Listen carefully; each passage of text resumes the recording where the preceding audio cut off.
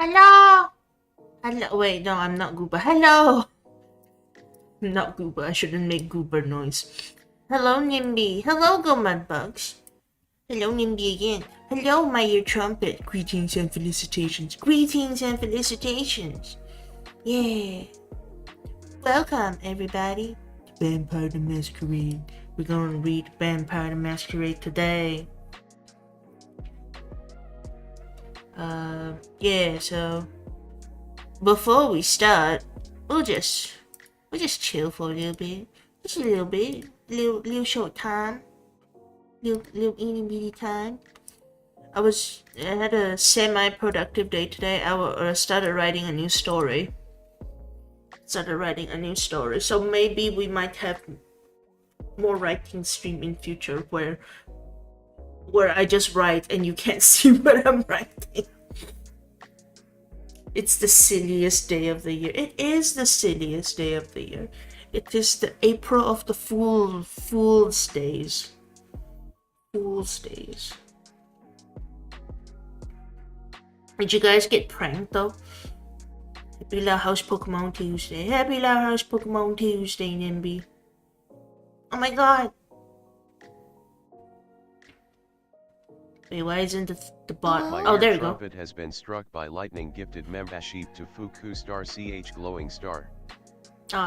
Thank you so much. My ear trumpet has been struck by lightning for gifted membership to Fuku Star CH Glowing Star. It's just find the bot voice so funny. Thank you so much for membership. There's no April Fool's membership. It's not like I give you membership. But psych, I'm not giving you membership. But yeah, there's no April Fool's membership. You guys got any April Fool's prank today? It's my friend's cat's birthday. I was like, happy birthday, and then he was like, it's not their birthday, and I'm like, what? And then he was like, nah, I'm joking, April Fool's.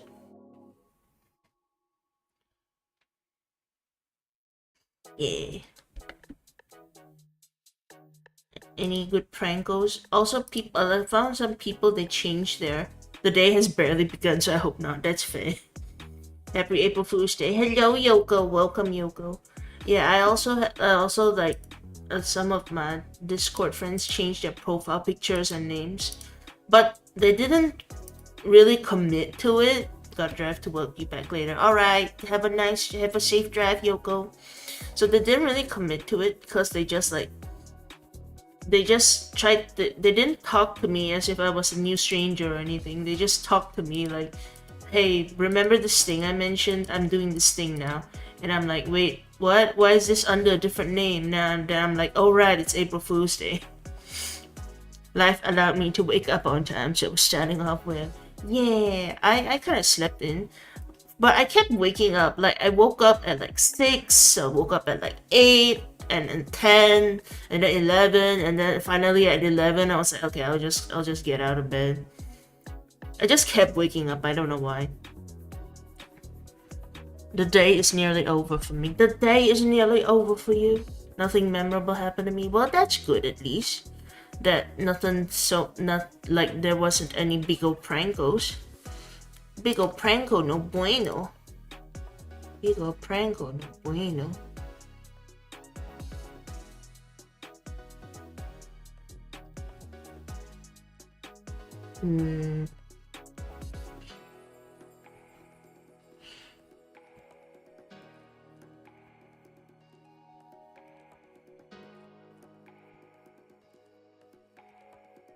Okay. Where is... Let's boot up the game. Hold on. Let's boot up the game. Boot up the game. The visual novel. Visual novel. Boot it up.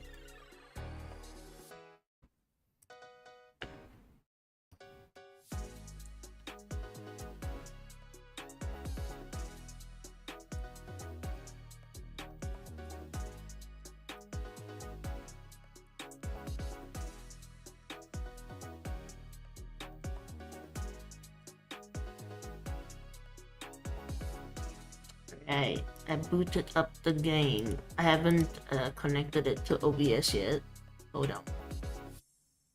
But I'm gonna make sure the volume of the game is up because otherwise there's some moments where it goes super loud.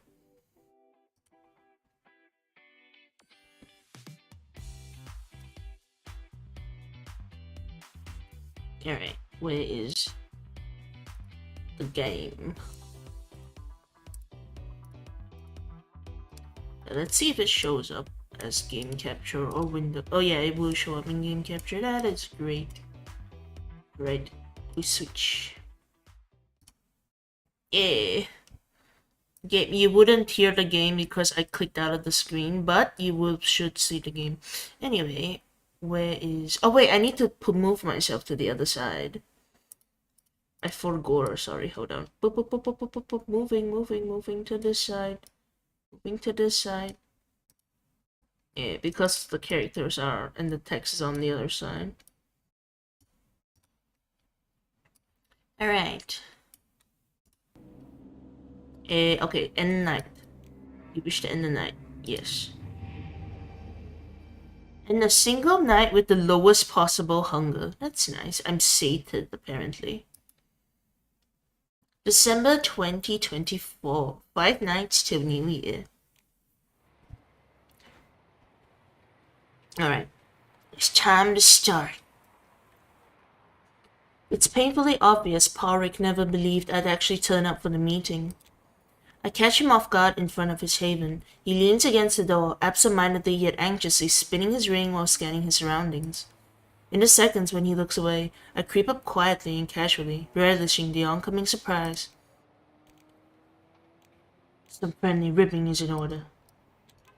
Hey there, pretty boy. You come here often? His head whips around, and for a split-second surprise and relief flash across his face before it contorts into confusion. What do you mean? It's my haven. I sleep here. I deflate, a bit of exasperation, but still manage a light-hearted laugh. You're no fun. Apparently he decides to ignore me, slipping back into his usual indifference. He gets into his car. I hop in right after. Let's play 𝑑'Angelo a visit, shall we? Yeah, no time to dilly-dally, right? Correct. I'm pretty sure he's ignoring my sharp-ass remarks on purpose, but the way he slams on the gas pedal, that gives me a tiny glimmer of hope that he's not a lost cause. Either way, the perfectly serviceable vehicle does fine, cruising through the night streets, and this time, it's not even that awkward. 𝑑'Angelo, you here? This shithole he calls an office looks just the way I left it 2 nights ago, except for some new pins on the corkboard where he charts his crazy, and a trapdoor flung wide open, probably leading down to wherever he hides out during the day. Maybe we should give it a minute. He won't keep us waiting too long. Yeah, I'm not doing that. Let's keep it in character.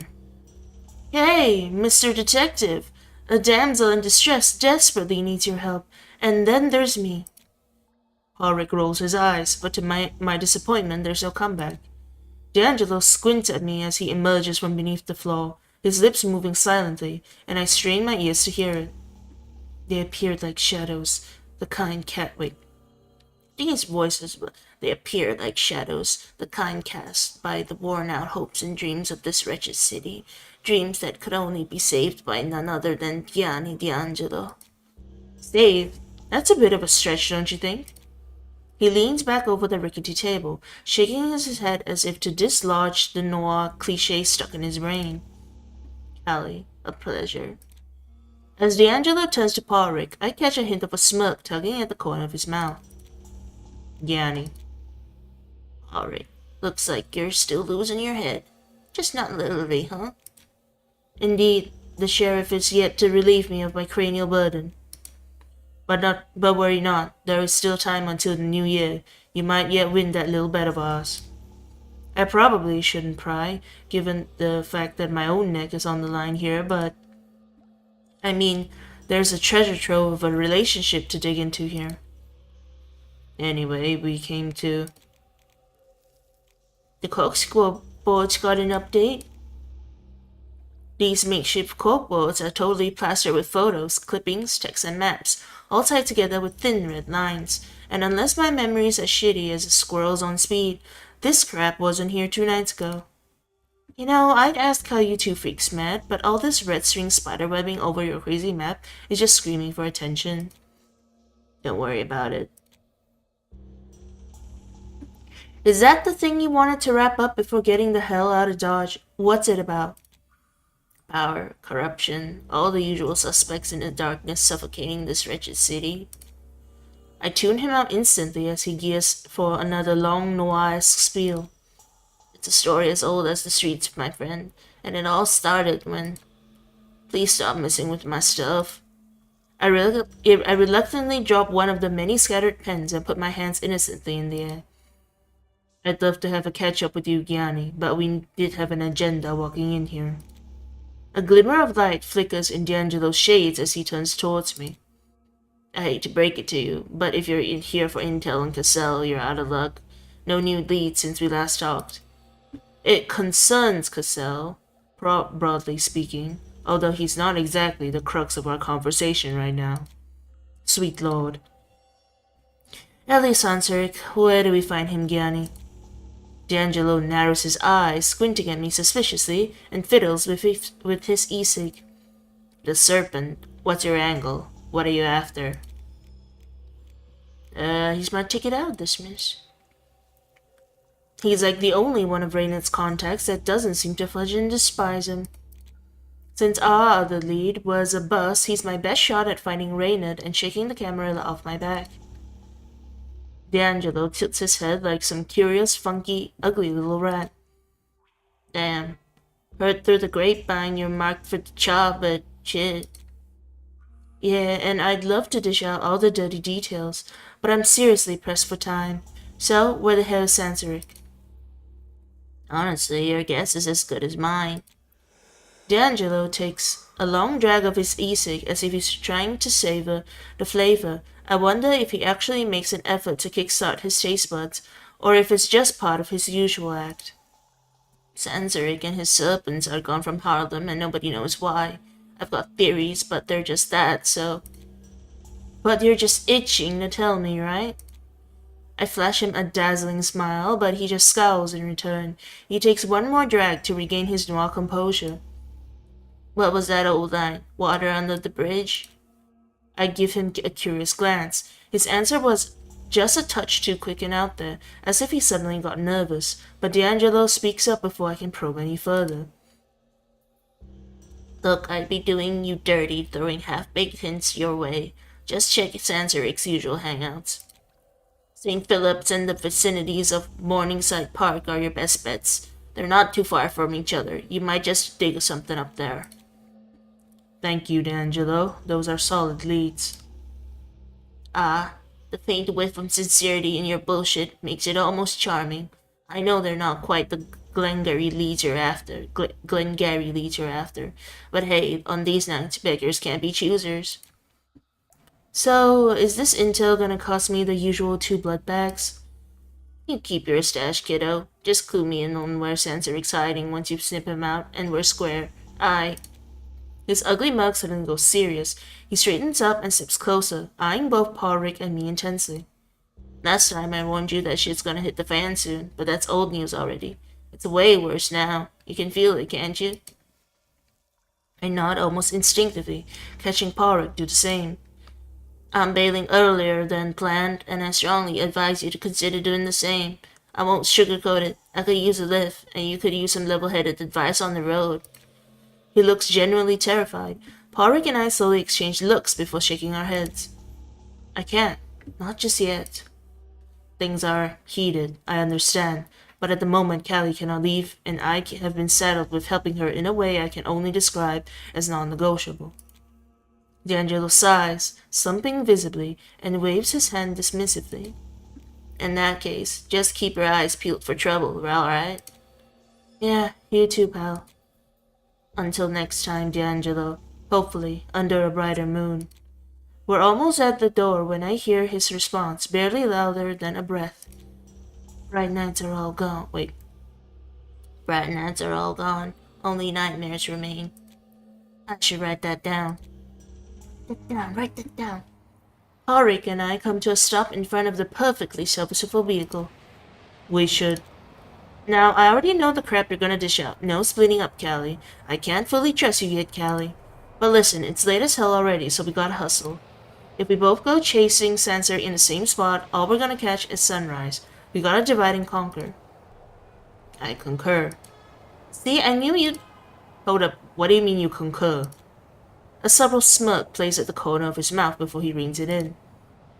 I agree that we have too much ground to cover, and since you kept your word and didn't flee last time, I'm giving you the benefit of the doubt once more. I just stare at him, confused as hell, before erupting into laughter. I don't recognize you, man. Where's 𝑭lks? Who's this loose cannon they replaced him with? Horik twitches briefly, his smile disappearing without a trace and his fingers crawling toward the ring. I don't slip my notice.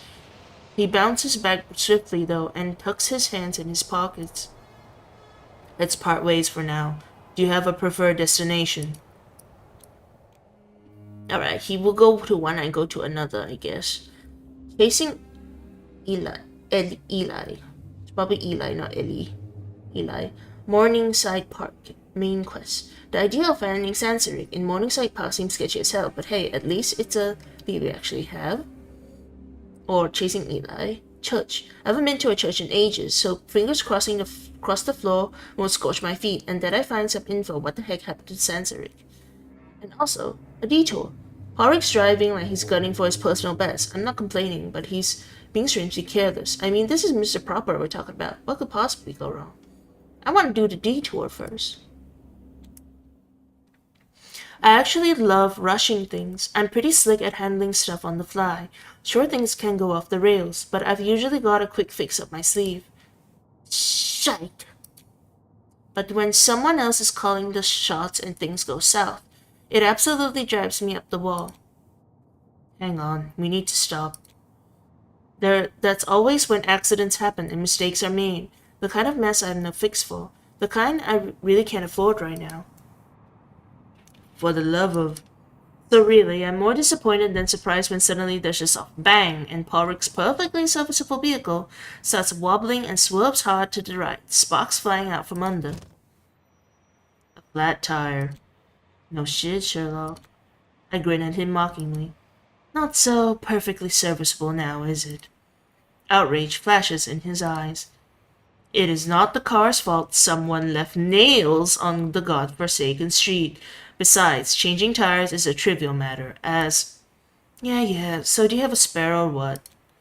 Horik shoots me a disappointed look. Of course I have a spare. It's only sensible when...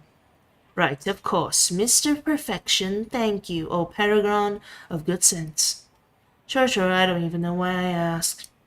Aight, so you do what you gotta do, I'm gonna go stretch my legs a little bit. Hold on, I don't think...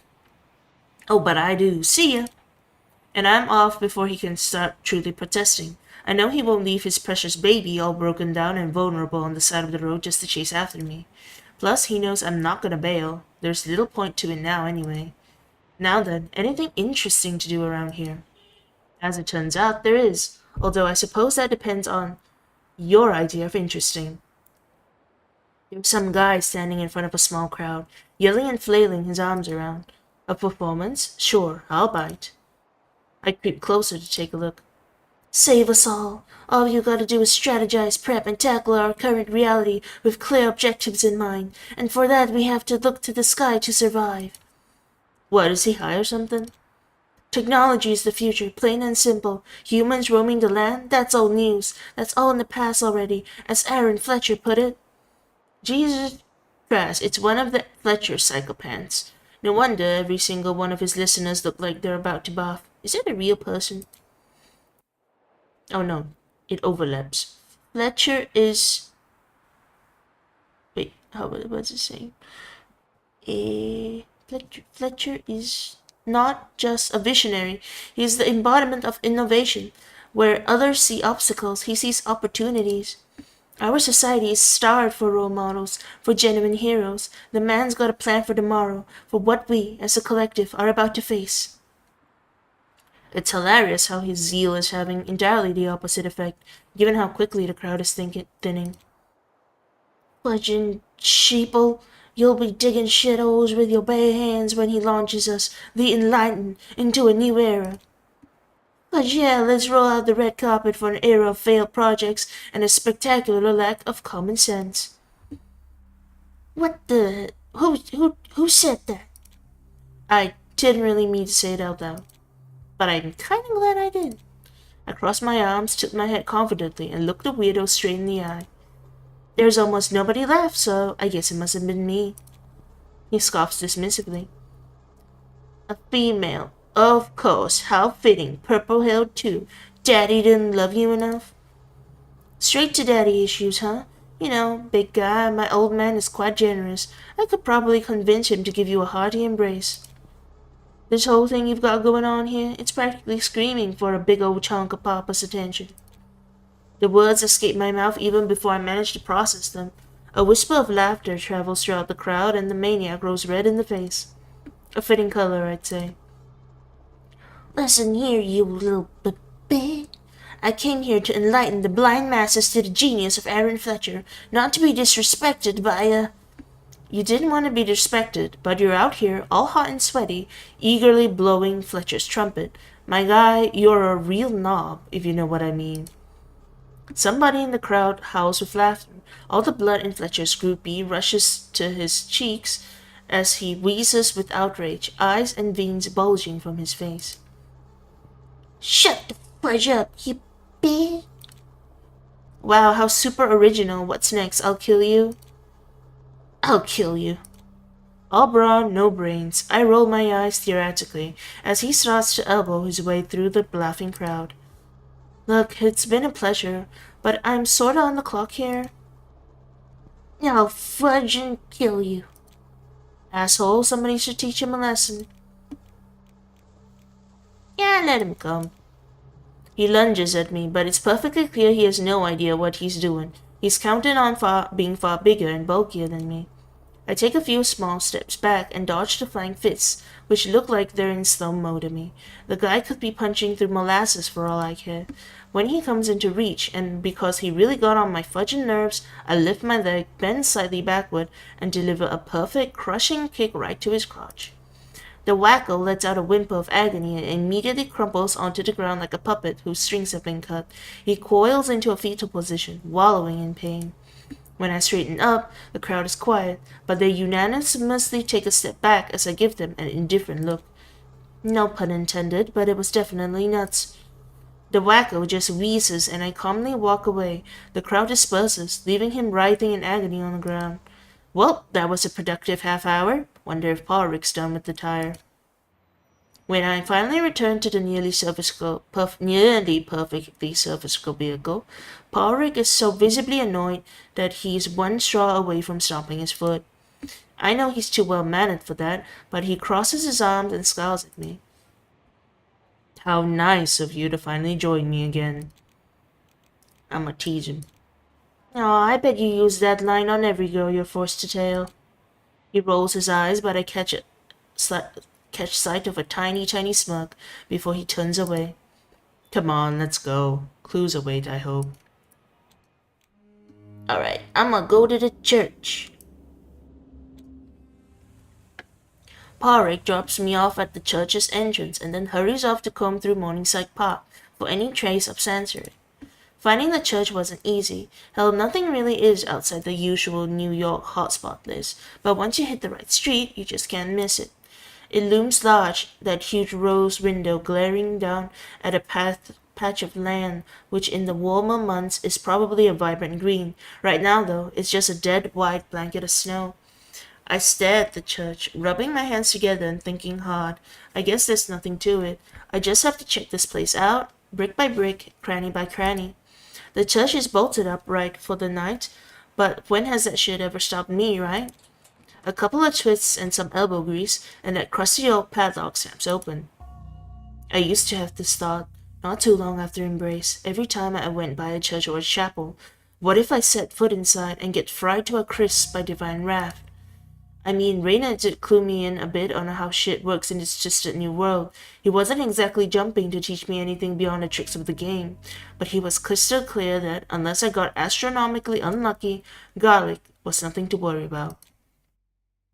Still, it took some serious guts to step into a church for the first time, and when I finally did, I didn't burst into flames, but I did stumble upon a missionary who made it out of North Korea, and I actually learned a couple of things.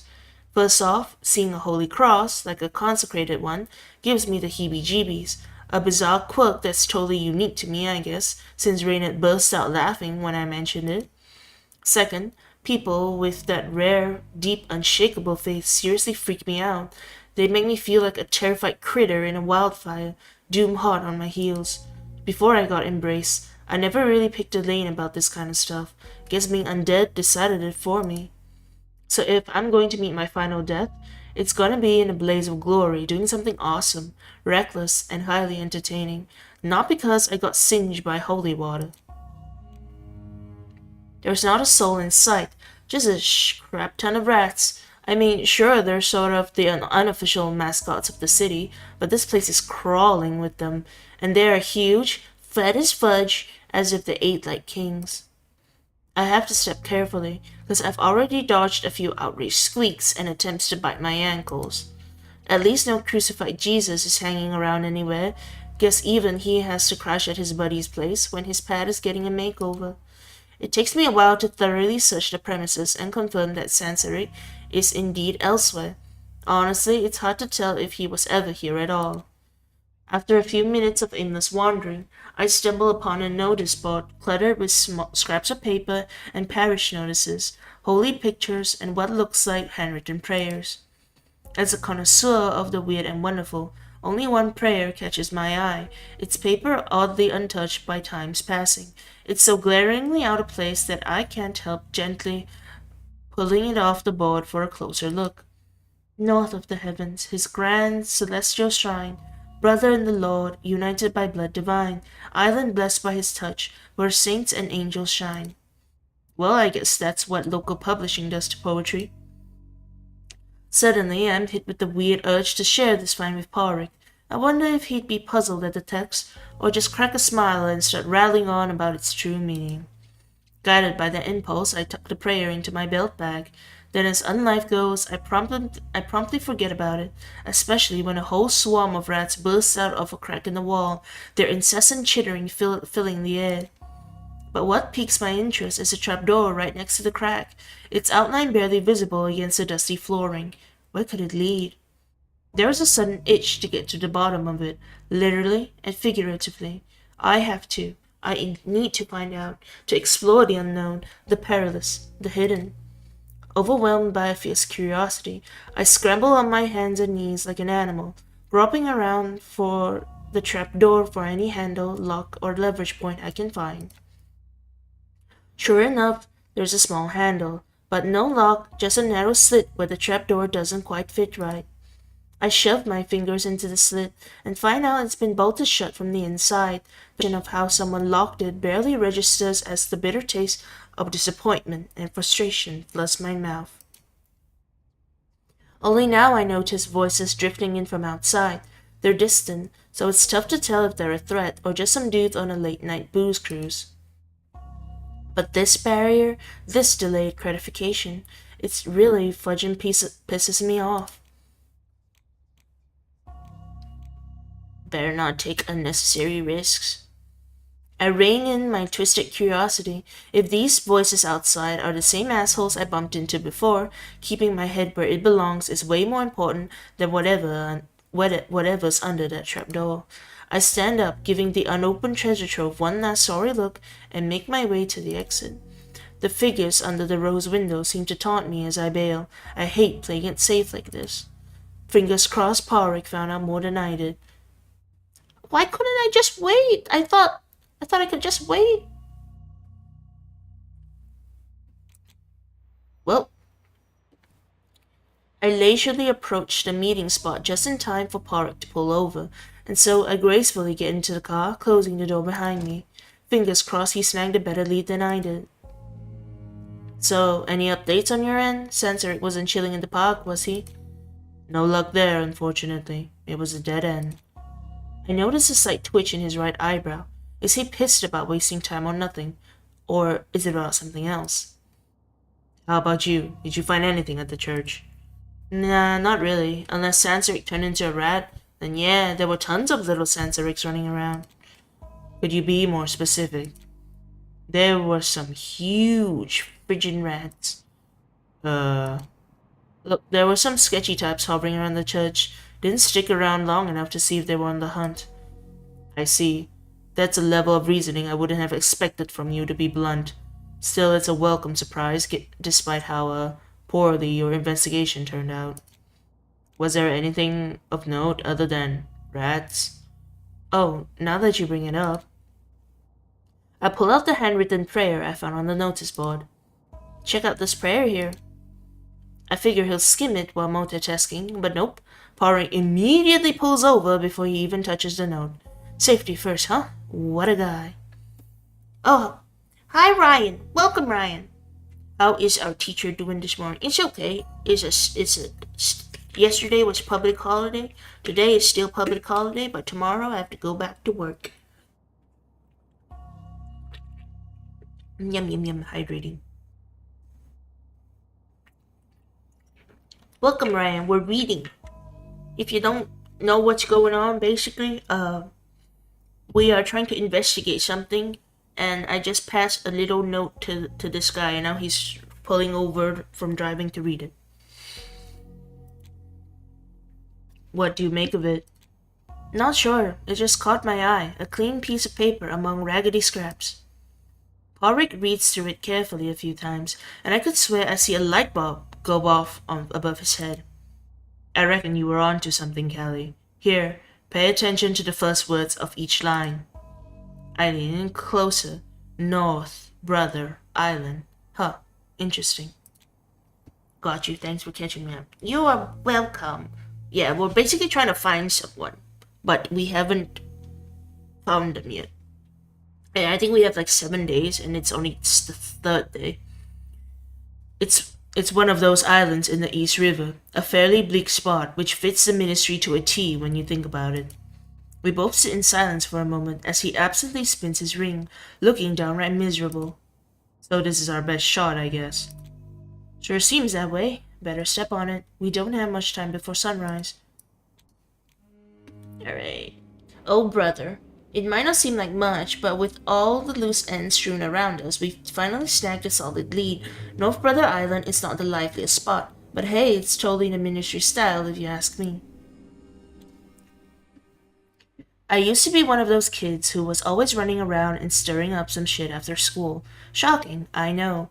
One of the favorite pastimes of my gang of little rascals was exploring the ruins of the old Hill Hospital at night. Well, exploring might be a bit of a stretch. We never actually got inside, just dared each other to stare into the windows for as long as we could. Usually, I was the last girl standing, but let me tell you, those hours after dusk in the fall, when every whisper of the wind, every rustle of the trees was multiplied by 100, they were torture. Now I kinda miss those days. So when Briar and I hit the wrecked pier of the North Brother Island and see the derelict buildings nearby, I almost squeal with delight. Almost. The ambience is pretty much ruined by the shiny new RIBs moored along the pier. Some of them have clearly been used in the last few hours, judging by the mud and melted snow on the seats. Just to make sure we're on the same page, what exactly is your connection to Sansaric? Be fairly honest, Callie. So, you know how I deal on the, let's call it the darker side of the web, right? It has come up, yes. Well, Sansaric was technically Raynan's client, but I was the one handling all the sketchy stuff he requested. Never met the guy or anything. Everything always went through Raynan, but Sansaric is the only client I know by name. I see. You mentioned before that he and 𝒂𝒎 had a relatively good relationship. How do you plan to exploit that? I snort, half pissed that he knows me too damn well, half amused by the good relationship crap, since all it means is that they didn't try to actively kill each other. I'm about to break it down for him when suddenly we're cut off by gunshots. And they're getting closer. We duck down and observe as some guy comes tearing into the pier, screaming his lungs out in terror. He's running backwards, tripping over every bump, while desperately trying to shoot at something in the trees, unaware that his clip has been empty for a while. He's decked out to toe in urban warfare gear, reminiscent of the hunters I had the pleasure of meeting a few times lately. He hasn't noticed us yet, blinded by his delirious fear. Perfect moment to strike. Yeah, let Rick take care of him. He can work out something for once. I hold back, realizing that I'm actually curious how Rick handles situations like that. I didn't know this game came out. Yeah, this game came out last year. It's a Vampire the Masquerade visual novel. It's by the same developers who made Coteries of New York and Shadows of New York. This is the third game in the series. And it's the final game. I catch his eye and jerk my head towards the screamer. Rick gives me a confused look, then sizes up his target. I blink, and the next thing I know, he's already on the guy, fangs deep in his neck. Honestly, I didn't expect stiff, upper-lip Patty to tear into the hunter with such ferocity. But who am I to judge? We like to pretend we're above mortals, but in the end, we're all just slaves to our hunger. All good? Rick carefully sets the body down and wipes his crimson mouth clean, grimacing in disgust. Yes, forgive me, but that was quite revolting. I laugh a little. All is forgiven. If those were Sansaric's ministers who pushed this poor bastard to the edge, I'm not exactly eager to meet him myself. Rick nods, looking at the lifeless body. He makes no move to hide it, so I don't bother either. We share a quick glance before sneaking cautiously through the thicket toward the ruins looming over the bare trees. I don't know this last game thing pretend. You're welcome. They're not like... I don't think they're related. I think they're all standalone, but like there's... Okay, so they're kind of related. They have the same people. But they're all about different stories. We tread carefully through the bushes, mindful of the crunch of the snow underfoot. But let's be honest, the distant gunshots would have covered the sound of the stampede. Although the shooting has died down in the last couple of minutes, and replaced by blood-curdling screams of torment, we stumble upon several corpses, and surprisingly a decapitated skeleton with scraps on decomposing flesh still clinging on to it. The murder of crows feasting on the scene couldn't care less. To them, carrions carry on. It gives us both some pause. Those fudgers. The screams are almost drowning out the gunfire now, suggesting that the ministers might be getting the upper hand. Better them than the hunters. I just hope they don't make a mistake. That they don't mistake us for enemies and decide we deserve a similar fate. Great, Callie, you've got yourself right in the middle of a fudging war zone. The whole city feels like a battlefield these nights. It's just our luck that we arrived right in time for the hostilities here. So what's the plan? We could try sneaking past, hoping the hunters are too busy with the serpents to notice us, or... Look over there. There's a spot under the collapsed floor where we could hide out and wait for this to blow over. Rick cocks his head, pondering, absent-mindedly twirling his ring, not in a panic this time, but more like using it to focus. Finally, he drops his hands and looks at me calmly. I say we go with whatever your daredevil instinct recommends. You sure that you didn't hit your head on our way here? Positive. Alright, let's score some points with Sansary. Let's try and fight. Well, let's kick some ass then. Maybe they'll score us a few points with Sansary right off the bat.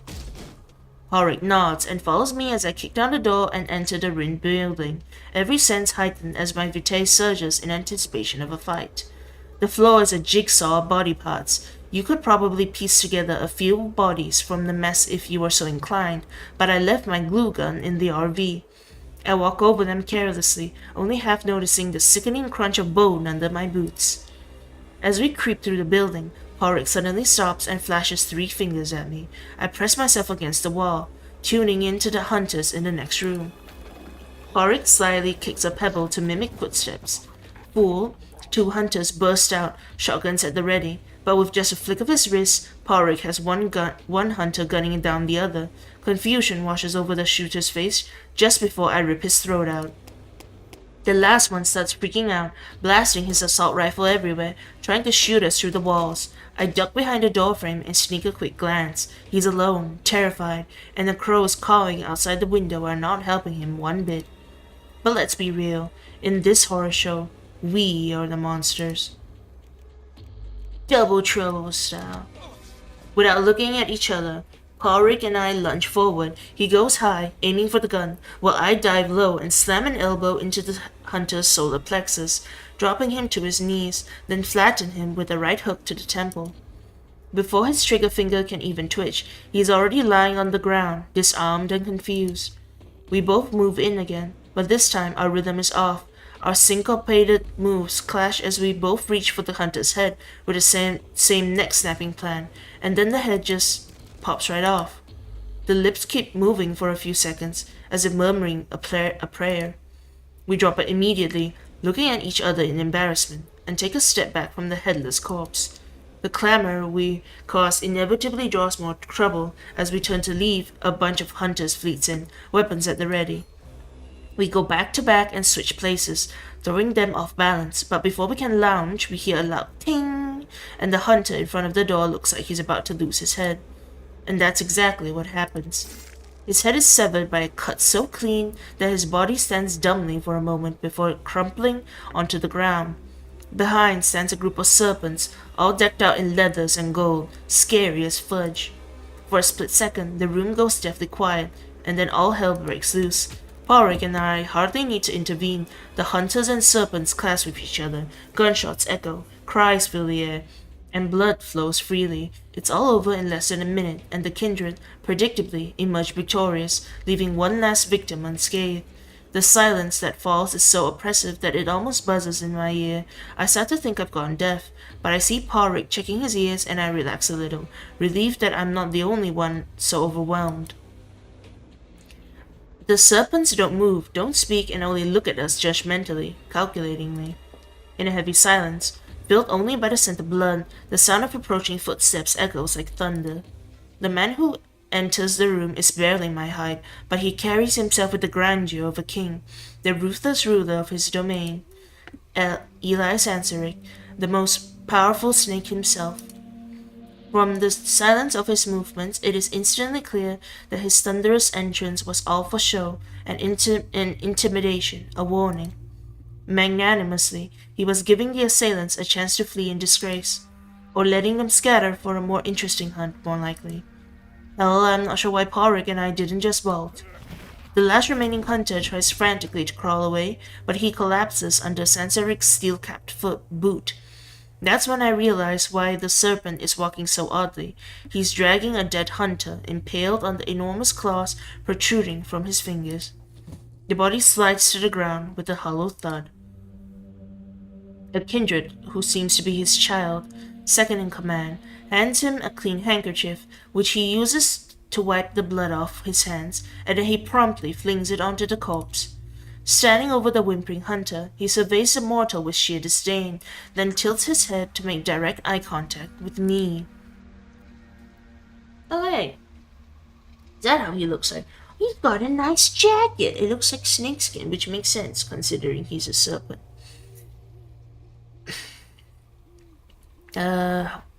Given that you've been smeared with the blood of the cattle, am I right to assume that you are not part of their pathetic assault?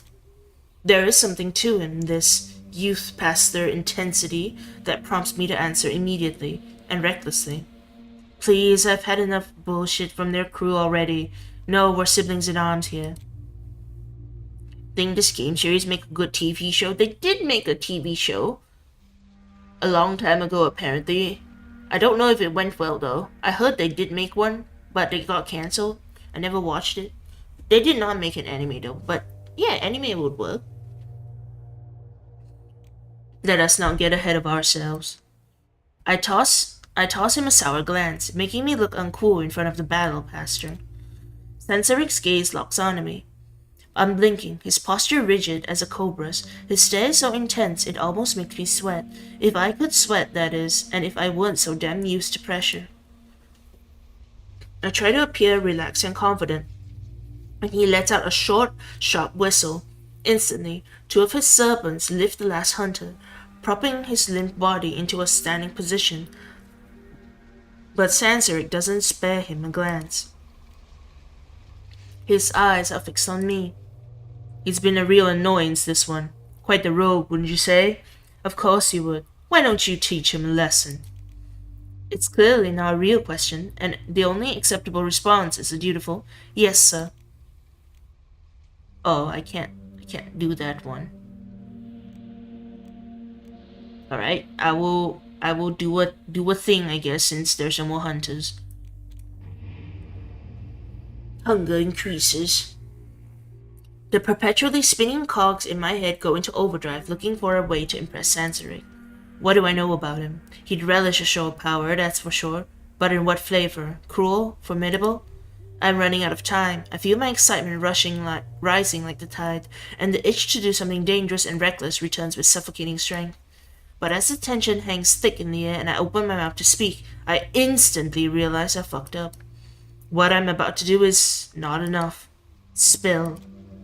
The hunter's eyes are wide with horror. He starts spouting off like a terrified kid. Wait, what? Is that? Oh, I think I increased my hunger thing. Not hunger thing, but like hunter awareness. Like hunters are more aware of me. He starts spouting off like a terrified kid, his words jumbled and shaky, making it hard to catch anything but snippets among his whimpers. Mission, the island, he said one. Eventually, he dissolves into a mass of sobs. All he can do is wrap his arms around his knees and rock back and forth, teetering on the edge of madness. Sanseric clicks his tongue in disapproval, and despite myself, I wince at the sound. How unimaginative. Truly, a child would come up with a better game. His serpent eyes finally leave me, turning to the sad heap on the ground that used to be a proud hunter.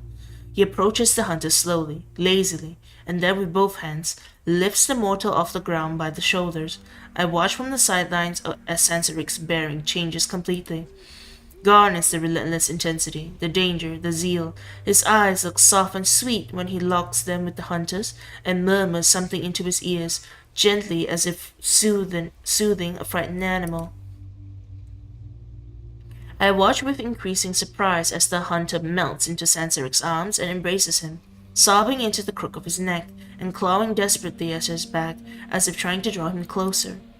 It looks intimate, reverent, an encounter with the most beloved divine. Sanseric carefully pulls away, ignoring the hunter's clinging hands, and fishes out a hand grenade from the hunter's gear. Slept while holding my phone. Hello, Ali. Welcome, Ali. Good morning. Return to your patron. Make him see the error of his ways. The hunter immediately gets up, feet unsteady, and limps away through the door and into the cold darkness. His gait is awkward and clearly uncomfortable because he doesn't, not even for a second, avert his worshipful eyes from Sanseric's face. Come. He struts toward the pier, his entourage obediently in tow. And of course, we're dragged along too, thanks to an overly persistent serpent who thinks shoving us is somehow necessary. Good morning, Briar. It's almost 6 p.m. Yeah, good morning. Good morning, Ali. Rania Hello, welcome, Rania. Hello, welcome. It's not like we have a choice, right? With no more distractions, the path seems way shorter than I remember. I can see one of those RIBs bobbing on the East River in the distance. Must be that charmed hunter, off to ruin his boss's night. Now. Sanseric turns to Parik and me, sizing us up with an icy glare, but even though his tone regains that frightening intensity from before, now there's a hint of benevolence. You have the misfortune of catching me in a nasty mood, I'm afraid. But if you provide an acceptable explanation for trespassing on my turf, I might just let you go. Well, I flick a glance at Parik and catch his subtle nod out of the corner of my eye. Name's Callie, and there's... Oh, I know who that is. The Baron's lapdog, the court's errand boy. I'm more interested in you. Gotta say, being in this kind of spotlight doesn't exactly boost my confidence. I'm Raynard Cassell's child. I run with his coterie, and I know you've had business relations with him. I was actually the one who rushed the delivery of those trinkets you wanted. I didn't realize SIRE's face could grow even more sour, but here we are. His lips curl down, he knits his eyebrows, and he glares at me like I just kicked his cat. Yo, it's Briar back with the vampire stories. Welcome, Osman. Yes, we are back with vampire stories. We're doing okay today. But then, unexpectedly, he throws his head back and laughs. Loud, free, mocking laughter that makes me lose my cool. His laughter abruptly stops, and he's back to staring at me coldly, unblinkingly, perfectly poised. I haven't heard from good old Ray in months, child. Whatever you think you procured for me went to someone else's hands. He falls silent briefly, and then his serpent eyes narrow. Do you even know what exactly it was that you acquired for him? My silence is his answer. Not gonna lie, his words hit me hard, and I'm a little flustered. Reynard rarely deigned to share his plans with me, but it wasn't like he made a habit of lying straight to my face. Why would he hide it all from me, specifically? And SIRE makes yet another disparaging sound at me. Porrick clears his throat and shifts the statite's scowling focus onto himself. Would you mind telling us about your last dealings with 𝒂𝒏𝒆? Any information could help. I roll my eyes at the stiff and obvious attempt at wheedling info out of SIRE, but he only smirks, then sighs as if thinking about Reynard brought him great anguish. Which admittedly it might have. Nobody really thinks about Reynard unless they absolutely have to, and by that time it's usually too late. I don't mind, though I must say that Brad truly was insufferable, fixated on the antediluvians like a child obsessed with a new toy. I'm staring at him, totally lost. Antediluvians? That's a first. What did Reynard even want with the antediluvians? And why did he go asking the ministry? As if reading my mind, SIRE tosses me a sharp look and continues. How he came to learn that my clan, me in particular, holds knowledge of our most ancient ancestors is a mystery to me. But seek me out he did, asking numerous questions about ancestry, power, and blood. I jump a little when he waves his hand dismissively after such a long period of standing still. Let me be perfectly clear. The history of Clan Ravnos was never of interest to me, and I had little desire to discuss it. Rainfield. Oh, yeah, I know about Rainfield. I didn't watch it. But I know what you're talking about. Yeah. Neither Reynard. Up until a few months ago, what prompted his interest in these topics, I haven't the slightest, but I bet the promise of profit was his primary motivation. What I will say, however, is that his focus on, how did you put it, business relations waned significantly. That's news to me as well. As far as I know, it was pretty much business as usual all the fudging time. For the first time in our conversation, SIRE's face twists into the picture of true savagery. No more pleasantness, exasperation, or hints of courtesy. Only anger, relentless and feral. Reynard 𝒂𝒏𝒆 has been slipping in his promises, O child of his. I'm done graciously waiting for reparations.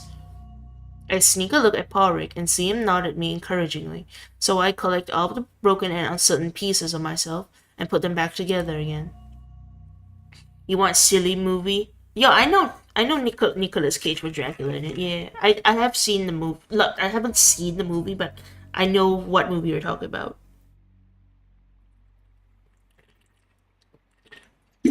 Sorry, hydrating. You can do it, Callie. Be charming, be careful, be calm. Never make promises, even those you intend to keep. I get it, so let me speak plainly. Reynard's missing, whether he's gone for good or just lying low. I can't say no one's been able to reach him. I think he's out there somewhere, hiding, but he's off the radar. Have you got your ear to the ground? Heard anything about Reynard in the last few nights? I have no interest in that brat in so much as the objects he sought to procure for me. And since now I'm aware he had no hand in obtaining them, it is high time that I move on to greener pastures. Don't you think? Especially since I know they intend to deliver, yes? SIRE almost seems like he might lighten up with a wink, but no, His expression snaps back to its usual icy detachment as he leans forward slightly, his gaze as steady and chilling as a snake's. 𝑺𝒕𝒂𝒎𝒆 meddles with powers beyond his ken. I wouldn't be surprised if this sudden uptick in hunter activity was linked to his actions one way or another. I wait, hoping he'll elaborate on the strange and frankly insulting connection he's implying, but it seems he considers our discussion done. He straightens up and signals to his second-in-command, who quickly moves in to receive his whispered instructions. There's no way this can be all we take away from such a critical meeting. I catch 𝒂𝒏𝒄's eye and subtly move closer to him, ensuring our next words are shielded from any serpent ears. What's our next move? 𝒓𝒒𝒅𝒂𝒏 clueless about Reina too. Your sire's messing with dangerous shit? Tell me something I don't know. What now? He hesitates briefly. Does it bother you that 𝒂𝒏𝒆 has been undermining you and reneging on commitments that involve your work? Yeah. Yeah, kinda, and by kinda, I mean a hell of a lot. I know he's a bastard, and I'm no saint either, but we had this unspoken agreement that we're not gonna screw each other over, you know. I see. Shall we take our farewell then? Hold up, there's one more thing I need to ask. I back away from our little huddle and cough to grab 𝒓𝒒𝒅𝒂𝒏's attention. He acknowledges me right away, but takes his sweet time wrapping up his chat before shooting me an impatient look. Just one more thing before we scram. The circulatory system seems to have hit a hit list, and Reina's sitting at the top. Any clue what that's about? 𝒓𝒒𝒅𝒂𝒏's eyes narrow in anger and contempt. Well, color me astonished. He was blabbing on and on about his latest illustrious benefactor who could help him circumvent the red market. He makes us such a sour face that if we were still mortals, I'm sure he'd be spitting in disgust. Seems like he ended up on the bad side of that slumbering bitch on the Hudson. Frankly, good riddance with that. I'm utterly lost here. And who do you mean exactly? My attention remains fixed on 𝒓𝒒𝒅𝒂𝒏, but I can't ignore the abrupt, frantic motion of 𝒂𝒏𝒅𝒂𝒏 violently spinning his damn ring. 𝒓𝒒𝒅𝒂𝒏 gnashes his teeth, and a low, seething murmur ripples through his followers. That smeece... How do you say it? I knew she was 𝒓𝒐𝒄𝒊𝒂𝒍� from the pictures. 𝑺𝒐𝒄𝒊𝒂𝒍� or whatever the fudge her name is. You don't know her? Then count your blessings, child. What's her deal? Her deal is that she waltzes in like she owns the place and then steals what's been rightfully ours for decades. His eyes blaze with a pure yellow light, fangs elongating as his jaw loosens in a furious scream. I swear I catch a glimpse of a forked tongue flickering back into his mouth as he calms down, regaining his usual captivating appearance. I add two and two together and realize this 𝒕𝒅𝒂𝒏 must have been the one who ousted the serpents from their turf in Harlem. I shoot a knowing glance at 𝒂𝒏𝒄, but he's too fixated on that damn ring of his, so I decide to press 𝒓𝒒𝒅𝒂𝒏 a bit harder. I wonder what kind of relationship Reina has with this 𝒕𝒅𝒂𝒏. Do you think? I do not think about her, child of Renan, nor do I wish to start. My time is precious. We're done here. So much for pressing. 𝒓𝒒𝒅𝒂𝒏 fully turns his back to me, conferring with some of his serpents. I strain my ears to hear their whispers, not even out of need to hear what they're saying, but more out of sheer curiosity, but 𝒂𝒏𝒄 gently tugs on my sleeve. I think our meeting has concluded. We should leave. I think our meeting has concluded. We should leave before 𝒓𝒒𝒅𝒂𝒏 himself drives us off his turf. Fuck us, we're clueless. Well, that was a fudging waste of time. Well, at least we confirmed that 𝒓𝒒𝒅𝒂𝒏 has nothing to do with 𝒂𝒏𝒆's disappearance. Let's discuss strategy once we're gone from this place. I nod, clear my throat loudly, and speak without waiting for 𝒓𝒒𝒅𝒂𝒏 to me. Thanks for not throwing out on our asses sooner, 𝒓𝒒𝒅𝒂𝒏, and for the info too. We'll get out of your hair now. I spin on my heel, but his stare halts me dead in my tracks. You should leave the city, child. Looking for that sire of yours will yield nothing but death and ruin. And if your leaving means that brat digs himself deeper into his own crap, he gives me a smirk, the first one yet, and then I might be willing to lend a hand. I'm ready to snap at him, scream in his face that I don't need his damn pity, but it hits me like a freight train. He's not offering help out of sympathy. He'd get off on watching Raynette suffer, no doubt about it, but then his offer is like this weird mix of prickly-ass kindness, something you hardly ever see in our kindred world. And it's that fudged up kindness alone that keeps my mouth shut, so instead I give a silent nod and hook arms with Briar as we step out of that decrepit building into the frigid dead of night. Alright, connecting the dots. Raynette's exploits have me even more on edge than the carnage that happened at the island. I need to figure out my next move.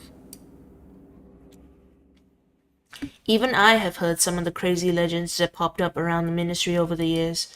I don't give a shit if they can actually control the elements, but the second we bailed from that shithole on North Brother Island, a ruthless wind kicked up, shoving us right back to our boat. It was like Mother Nature screaming at us to get the hell out, to run, ditch this cursed dump before it sucked us dry. So yeah, we totally bailed. We zoomed across the East River and only chilled when that wicked wind finally took a break from breathing down our necks. That's when it dives into the icy Hudson, stirring up wild waves. As we are talking on this pier, the thunderous crash of the water drowns out our voices, all fierce and intense, like it's slurping up our words and stashing them away. Let's recapitulate. First, Jessica Wainwright says 𝑺𝒕𝒂𝒎𝒆 is now #1 on the circulatory system's hit list. Briar isn't the type to make big gestures while he talks. He usually just spins his ring or shoves his hands deep in his pocket. But this time he's putting on a bit of a show, ticking off imaginary bullet points on his fingers. Yeah, and I'm probably going down with him if I don't stop digging. Not like I've got much of a choice anyway. Correct. And second, Eli Sansarik swears he hasn't talked to 𝑺𝒕𝒂𝒎𝒆 in months. And the items. Sure. Yeah, items sounds about right. Right, the items you arranged for Sansarik through 𝒂𝒎𝒆 haven't shown up yet. 𝒂𝒎𝒆 has also developed a rather intense, almost obsessive interest in the antediluvians, but his reasons and objectives are still a mystery. I just quietly nod along. 𝒕𝒂𝒎𝒆 has been MIA for the past few nights, despite having meetings lined up. She goes quiet for a bit, spinning his ring like he's trying to tether his thoughts into something solid. In all honesty, none of this sounds promising. Not for finding him, and definitely not for his safety. He stops talking and just stares off into space, fiddling with his ring. What else is new? But there's another piece of intel we've dug up. And there's that Samis from the Hudson. 𝒕𝒂𝒎𝒆, was it? Sansarik mentioned she's after Raynor. Don't know much about her, just that she's got some sort of show on the Hudson. We should definitely look into her. The ring of his is spinning faster now, and I somehow sense that Briar's about to piss me off with another load of bullshit. It hits me all of a sudden. He does that a lot, doesn't he? Spins that ring and then spouts nonsense or flips his stance. I'm not convinced that's the smartest approach. What solid proof do we actually have that ties her to 𝒂𝒎𝒆, aside from the rumblings of a disgruntled serpent? There we go. None. But then again, we don't have much of anything solid, so we might as well chase up what leads we have to have, right? That makes sense. He keeps spinning his ring, his expression smoothing out like he's trying to straighten his thoughts. However, I think it might be better to focus our investigation on the circulatory system. Is this being pragmatic, anxious, or maybe did he just spin the ring and let fate decide? Honestly, that feels way riskier than just chatting with one kindred. I can't believe I'm the one who wants to play it safe. There's no way he lets sheer chance guide his actions, right? Not Mr. Cool and Collected. It's gotta be something about 𝒕𝒂𝒎𝒆 herself. Is she really that intimidating? Are you scared of her? Well, Sansarik did imply that she single-handedly ousted his entire group out of Harlem. To be fair, he only suggested that she just does whatever she wants, and he's not a fan because she totally stepped on his toes. He turns away and spins the ring faster, as yet another realization dawns on me. From what little I know, it's out of character for Briar to be scared of someone he just hasn't met. Hold on. Do you know her? Like, personally? I don't. Well, I've heard of her. Spin. Boat travels fast, and she's been the talk of the town for some time now. She's quite the enigma. Spin, spin. No one knows where she came from or why she chose New York, only that she invades territories and stands her ground decisively. Spin, spin, spin. And that unknown element is precisely what makes her a threat. Spin, spin, spin. I'm so tempted to rip that fudging ring off his finger and smash it to pieces. I shut my eyes and grit my teeth, trying to concentrate. I get why you're freaking out. I get it, you're being cautious, but I'm really not in a position to tiptoe around a potential lead. Maybe all those scary stories are just gossip and she's actually quite reasonable. Perhaps. But this is fact, not gossip. Many kindred who sought her out have never returned. But that's also true for both the Camarilla and Anoctubs, where we've taken risks and gotten useful intel. I don't get why you're all weird about looking into 𝑺𝒕𝒏𝒂𝒎, especially since you've never even met her. Or so you claim. He stops spinning his ring and grips it tightly, his knuckles turning a shade paler. The main difference between her and the Camarilla is that with the ivory tower, you can occasionally talk your way out of the deal, negotiate like you did a couple nights ago. With 𝑺𝒕𝒏𝒂𝒎, the story has one ending. You disappear. His explanation almost makes sense, but he won't even look at me as he speaks, just gazes off into nothing, fingers constantly dancing on his stupid ring. Oh, hello! Hello, Paladin Stam. Welcome, Paladin Stam. We're reading. And while I get that everyone has their quirks, I'm not demented enough to think I don't have any. It's really starting to get on my fudging nerves. You know what? As much as it kills me to say it, you're right. This 𝑺𝒕𝒏𝒂𝒎 chick is way too dicey to just waltz up to. Let's stick to something more solid for now. Yes, exactly. He sounds so relieved, it almost makes me feel bad for what I'm about to do. Almost, but then he starts spinning that goddamn ring again. It's just that, this is killing me. I need to do something with my hands before I literally explode. A look of concern flickers across his face. Literally explode? Does this have something to do with your clan? Nah, it's just how I'm wired. Got a coin or something I can toss? Maybe a pebble? A button? He gives me a puzzled look, but dutifully digs into his pocket and hands me a coin. A quid, if I'm not mistaken. Thanks to... no shit. Looks like the serpents are having second thoughts about letting us walk. As he turns to look confused, I swiftly snag both the coin and his cherished ring from his hand. Before he can turn back, I slip the ring on my finger and step back. The chill reading scream, you're learning JavaScript. Ah, good luck learning JavaScript, Ozman. Never mind, probably just my mind playing tricks. Hey, what's up with your ring? Up close, the ring is actually pretty intricate, even kind of beautiful. It's a dice spinner that mimics a D20 die. I give it a flick. It lands on a 1. I choose not to take that as an omen. My ring, what? I lift my hand and give my fingers a little wave, flashing the double band. If he were a mortal, 𝑺𝒕𝒏𝒂𝒎 would be the portrait of distress right now, with his pupils shrinking to dots. He reaches out with a trembling hand. Give it back. Why the fuss? It's a cool piece and all, but seriously, what's the big deal? You don't understand. I really need it back. Please. I stand my ground with my arms crossed, watching him falter. His body tenses as if to jump. Then it relaxes abruptly. His hands clench and unclench, and it's clear he's struggling to keep himself composed, almost on the verge of kneeling. I know he's been putting on a show these past few nights. He's a pro, and I get that. Game recognizes game. But right now, he looks so downright pathetic that I have to really remind myself that we're both just playing our parts here. Callie, I'm serious, please. It could turn really ugly really fast. Give it back, just give it back. He seems so... Am I the bad guy here? This can't go on, I need to find out. I will if you tell me what the fudging problem is. Look at this from my angle, will you? I feel like I'm about to lose my head here, and you're acting like it's fine to gamble with my existence. You get how messed up that sounds, right? It's not what you think, just please hand it over and then what? You'll just skirt around the issue. That's all you ever fudging do. He stays quiet, teeth clenched, shivering on the ground as if he's going through withdrawal. Who knows? Maybe he is. You really don't think much of me, do you? Haven't I shown you I'm reliable enough? Come on, Parik.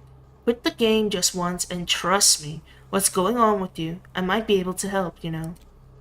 I pry his hand away from the decaying plank that he's nearly crushed, slip the ring onto his finger, and step back, just in case he decides to take a well-deserved swing at me. The reaction is instantaneous. I watch in silence as he curls in on himself, cradling his hand to his chest, his head bowed, shoulders heaving with sharp, near-mortal breaths. It takes a while for him to find his words. I wrestle with my impatience. Just stay cool. Wait. Right when I'm about to blurt out something stupid, he speaks. I do not leave important decisions to a Dairo. Absolutely not. You're right. It will be monumentally foolish. He lifts his gaze from the ring and looks at me with a piercing clarity. I plop down next to him, nodding at him to go on. This ring, I consider it my lifeline. It keeps me from drowning in the relentless flood of voices inside my head. It doesn't shut them up entirely, but it dampens them, makes them manageable, subdued. Ow. Hi, Meow. Welcome, Mama. What's a die roll? It's just dice roll. Some people call them die instead of dice. Wait a minute. Is this why you've been so obsessed about inner voices and that Duskborn Santa? Yes, I'm searching for a more lasting solution, or for more clarity at least. Clarity on what? On what these voices actually represent. Hi, Briar, how are you? Welcome, Mama. I am Oki the Doki. Did some writing today. I'm writing a new story. Yum. Drinking water. You don't know. I know. I've known these voices as long as I can remember. I understand they grew stronger after my embrace, but I also know they're not like what others experience. Parik, I'm so lost. What others are you talking about? He falls silent for a hot minute, the ring on his finger twitching incessantly. It's a truly irritating sight. I should probably look away before I'm tempted to yank it off again. Good luck on your story, Briar. Thank you, Ryan. I'm Malkavian, Callie. The whole Caitiff act is just a facade. I knew it! I knew he crazy. You are the Briar Mare. Hello, RRL Trip. Welcome. How are you doing today? We've just found out the boy Malkavian.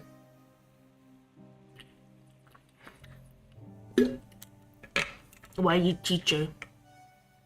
They always eat. Uh-oh. Ow. Thanks, Elite. Okay, and his gaze, filled with suspicion, narrows on me. You don't seem terribly shocked. You hang out outside with random strangers you meet online in Discord? That's nice. Sounds like fun.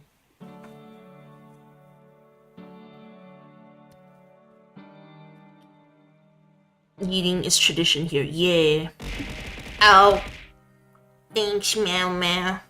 Thanks.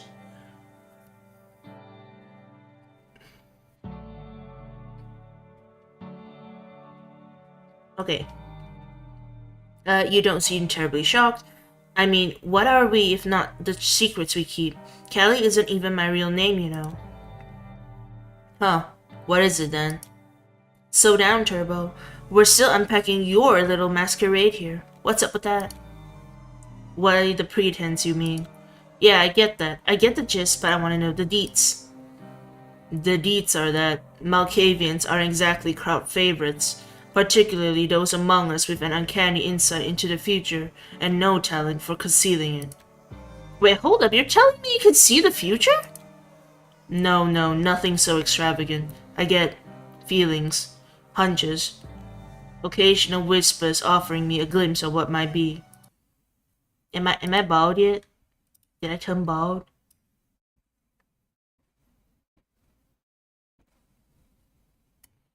Wait, is it not working?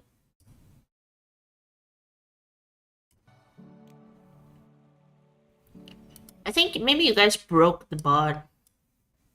One sec.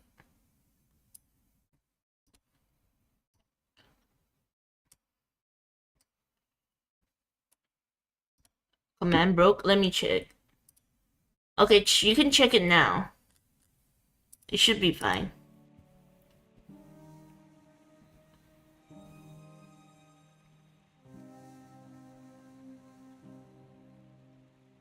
Too weak, too weak, too weak. Make Elite and Mama bald instead.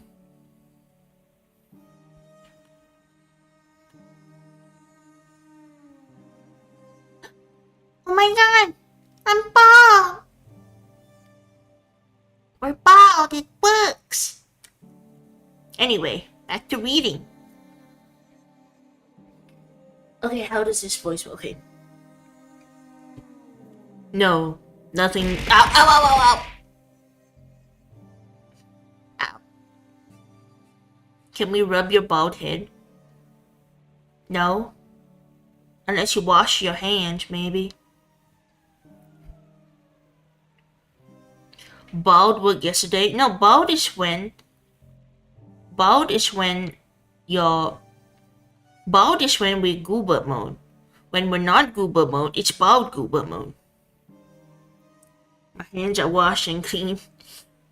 Okay. You get one head pet. You can only get one head pet. Only goober? Yeah, only goober.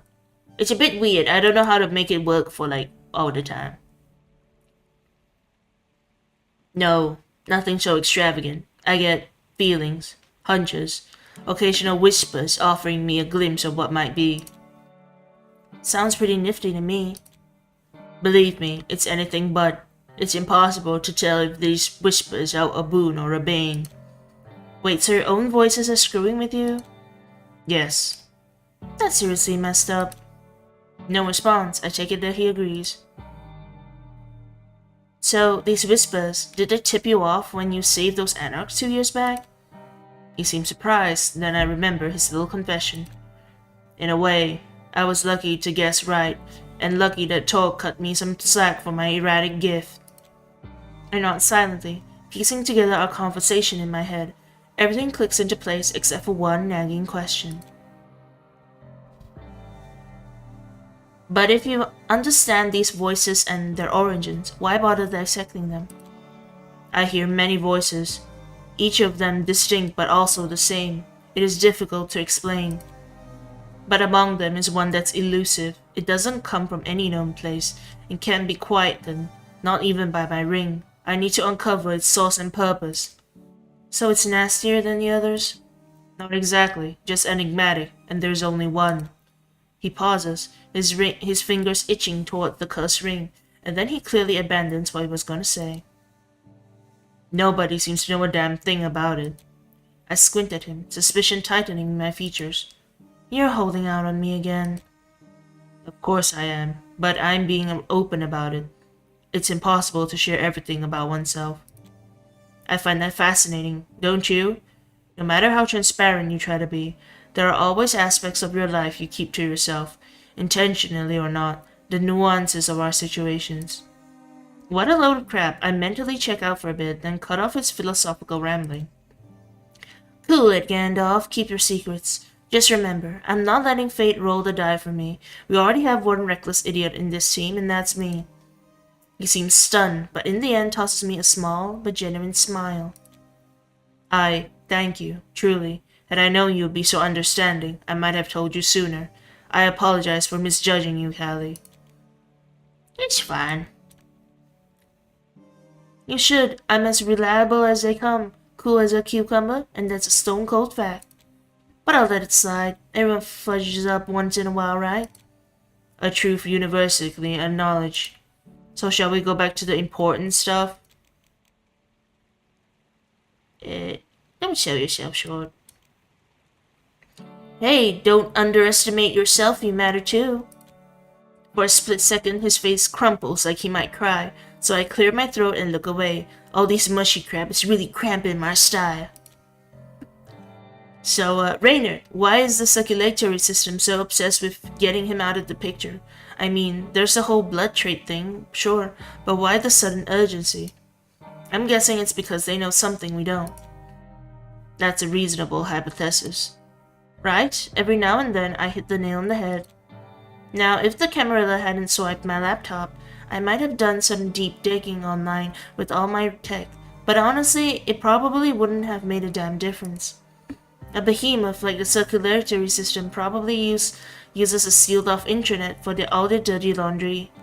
All their dirty laundry. If only I could hack into their database, but it's all coulda, woulda, shoulda at this point. Hold that thought. Getting into the circulatory system's database might just be within our grasp. I squinted at him. He's full of surprises tonight. Must be the bloodshed getting to him. Have you ever come across someone named Kaiser? I have. The info broker. Raynard warned me to steer clear of him. Sounds risky, even for us. Risky indeed, but the rewards may be substantial. Kaiser is quite the figure here in New York, a veritable eminence grace whose influence extends everywhere like a spider's web. There's little he doesn't know, even with the recent altercation with the 𝑪𝒓𝒆𝒂𝒂𝒏𝒅𝒔. What happened again? What altercation? I'm not privy to the particulars, only that it profoundly disturbed Kaiser. Oh, that Primogen sounds pretty cool. I should definitely not meet with them then. I don't want no altercations. I doubt you have much say in whether the Primogen chooses to seek you out. Anyhow, if we want to operate under the cameraless radar, Kaiser's our kindred. Yeah, but hooking up with someone like that? I mean, I'm not even planning to stick around New York much longer. Piling up debts while hunting for my sire sounds like a nightmare. That is fair. Well then, we don't have any other... Hold up, what about that Machiavellian savant? Word on the street is she's pretty slick with intel. You know her, right? From clan to clan? Ah, you mean Hope, the CEO of Double Spiral. Right, her. She's famous for her tech chops. Heard some chatter about her back in LA too. Well, she might not be the best fit for this job. Cracking open the database is one thing, getting her hands on it is another. But she's been a thorn in Kaiser's side lately, having steadily gained ground in his areas of influence. Maybe she's picked up some new tricks she hasn't unleashed yet. It's your call, Callie. This is about your sire, after all. Honestly, none of these options are exactly stellar, but beggars can be choosers, right? I would rather go to Hope. I'm not doing Kaiser's voice. Then let's touch base with the tech whiz. Seems like a safer bet to me. Alright, I'll set up a meeting for tomorrow night, just after sunset. Meet me at my haven as soon as possible. You'll find another place to crash tonight, I take it. He's learning. Neat. Yeah, I'll be there, Pinky promise. He flashes me a knowing grin and nods. Then we go our separate ways, melting into the vanishing night. Kinda ironic, isn't it? The deeper I sink into this mess, the lighter I feel. Oh, I get to nom nom nom nom nom. I should nom nom nom nom nom. Okay. The landing looks secluded enough to sneak in a quick bite. Fingers crossed I can dodge any IRL streamers. I've got the worst luck with them. That's so funny. I can feel the beast clawing at my insides, hungry and restless. I should pounce on the first chance to quench my thirst. No, we're going to the IRL streamers one. Parik heads back to his haven, but I'm in no such rush. The area isn't exactly the pinnacle of modern urban design, but I'm pretty sure it has its uses. A prime spot for fine dining on the go, for example. Did you end up seeing that video I sent yesterday? No. Wait, which video? I don't remember, my bad.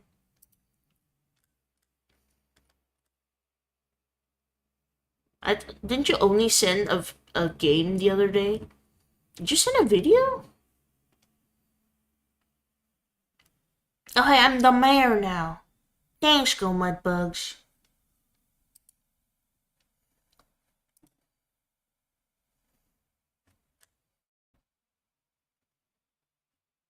It was the one about the eggs.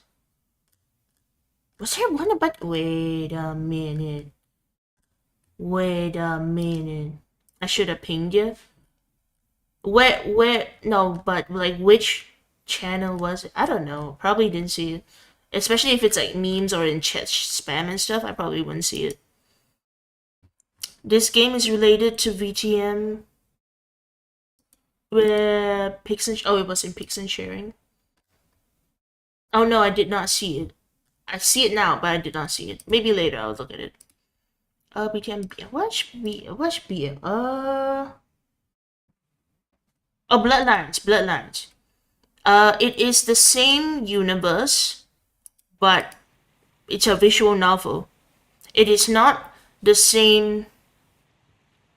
It is not like same developers or anything. It's just same universe in the sense that how there are a lot of Warhammer games, but all of the Warhammer games are by different people. That's the idea. Alright, Pari heads back to his haven, but I am no such rush. The area isn't exactly the pinnacle of modern urban design, but I'm pretty sure it has its uses. A prime spot for fine dining on the go, for example, or at least a passable one. So I take a leisurely stroll in search of a late-night snack. Reynard kept lecturing me, like on repeat, not to call mortals snacks, because I'm belittling those without whom I'd be a mess of base instincts or whatever. Kind of rich coming from a pathological liar who treats mortals like livestock and an option. But yeah, there's a point somewhere in that. Strangely, there's lots of mortals around for this hour. No convenient joggers, not in this weather, but I quickly spot a group of totally plastered Broadway bros singing numbers at the top of their lungs as they stagger along. I considered going after them, but at the end I'll decide it'll be too much work splitting them up, and why bother when there's surely easier prey just around the corner. You thought it's gonna be Bloodline 2? No, Bloodline 2 apparently might release end of year this year, but yeah, it's in development hell. They changed their developers and they also fired the original writer, so it's in hell basically. But as I meander through the area, I don't really find anybody suitable either. There's a girl dragging her blackout drunk friend through the snow. A homeless person over there pulls their cart, shivering against the lashing wind. A small group of dead-eyed college students, I assume, talk about dunking their heads in the water to wake up because they can't stomach any more caffeine. It's a pretty lively place. You'd think I wouldn't starve around here. I'm getting grumpy and being forced to give up. The sun's almost at the horizon. I should hurry to the nearest of our havens, but the incomprehensible babbling of a teenager high as a kite, punctuated with bursts of joyous shrieking. Man, I'm almost jealous. I don't even bother sneaking up. He probably won't even notice me anyway. Instead, I stride confidently toward the sound, eager to actually quell the hunger for a while this time.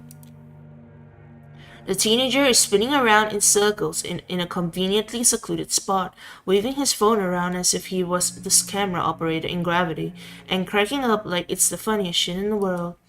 He seems to be talking to the camera and gesturing wildly, but I can't catch anything.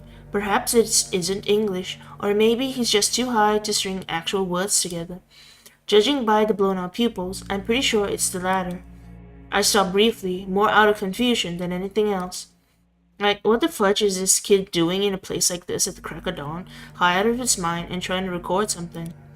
My confusion is cut short when the teenager stops spinning, blurts out something excitedly, and wobbles toward me, pointing the camera straight at my face.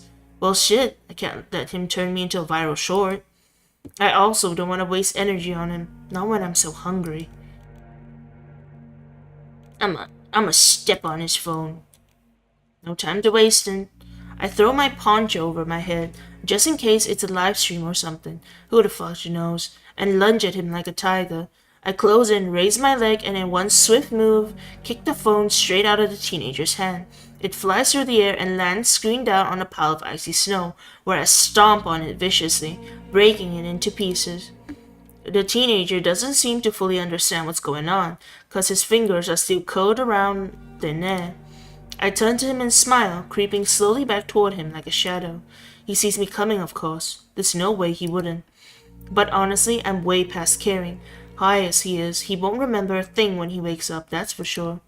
Because when I gently, sweetly peel away his lapel to uncover his neck, he's still mumbling something to himself and waving his empty hand around. Nom nom nom nom nom.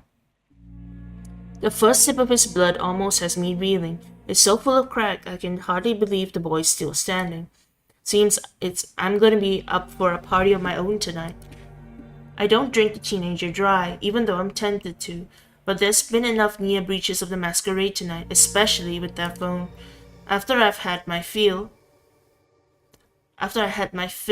I even sit the boy on a bench instead of leaving him on the ground to be buried in the snow. Look at me, a good Samaritan, am I right? I stretch like a cat and squint at the horizon. It's high time I found a haven. Dawns are coming. Here I put emotion into reading because it's like AI voice. I would say AI voice is big stinky. But I'm doing my best. If you don't like it, you can just go if you want. Wherever you go, let's quickly do the math. Deadly sunlight plus my clan's particularities equals a new spot to keep me from being dusted. I just hope it's better than the last one. But honestly, with this chaos that keeps unfolding, any hideout will do. Alright, it's another temporary haven. The apartment I scored thanks to the signs of our crew. Wonder who left it there. Raina, Jess, is thankfully much better than the dump I had to crash in back in the Bronx. It's clean, spacious, and sunproof, so at least I won't fry to a crisp while daydreaming. Not exactly my cozy RV, but hey, in a couple of nights I could get used to it. If it weren't for the damn near certainty that I'll turn into a pile of ash come sunset, that is. Lying in this queen-size bed, hands laced behind my head, waiting for sleep to hit, my mind can't help but spiral around the shitstorm of the past few nights. Turns out, there's more I don't know about Raynard than I do about Parik, and I've been Raynard's child for almost 2 freaking years. My embrace. Yeah, that's not a trip down memory lane I enjoy, not just cause it felt like getting ripped apart, but cause it caught me off guard. I wasn't one of those poor sots whose entire existence revolved around becoming kindred, who slaved away as ghouls for decades, if not centuries, just for a chance at that one final kiss. To be honest, I had no desires or purpose back then, just drifting through life much like these nights, following impulses. Hit up that city. No, scratch that. Head to the other one. Swipe from that dude here. Scam that lady over there. Put on a show. Disappear. Live. I caught Raynard's eye at a music festival. I was really raking it in with sleights of hand, hustling the clueless out of their money. Rich kids were everywhere, dripping with cash and confidence, making my job a damn breeze. In just one day, I made enough to cover my tickets 3 times over. It lasted until Raynard came along and decided to take me down a notch, exposing all my tricks, swindling me of my hard-earned money, humiliating me in front of my cash cows, and then had the nerve to promise me some bright, shiny future with his gang. I told him to go to hell, obviously. I'd had it with assholes and had zero interest in joining a gang. Cruising alone across the country suited me just fine, or so I thought. Been years since I convinced myself that solitude meant freedom. But soon enough, whether I liked it or not, I learned a whole new meaning of freedom, one that went way beyond just being lonely. Cause the very same night, Raynard spotted me in the crowd and decided to embrace me right under everyone's noses. Rich kids everywhere dripping with money. No one even batted a freaking eye as he hauled my dying ass out of that festival. Man, I'm in a rotten mood today, ain't I? Gotta remind myself it's not that bad. Those last 2 years with Raynard's coterie were better than a big chunk of my life. Turns out, being part of a tight-knit group, a found family he calls it, can be pretty damn sweet. Not so much when the leader turns out to be a lying, dodging snake though. That's a recent bombshell, with that merchandise not reaching the buyer, the sudden antediluvian obsession, and being at the very top of the circulatory system hit list. God damn it, Raina Cassell, what the hell did you get yourself into?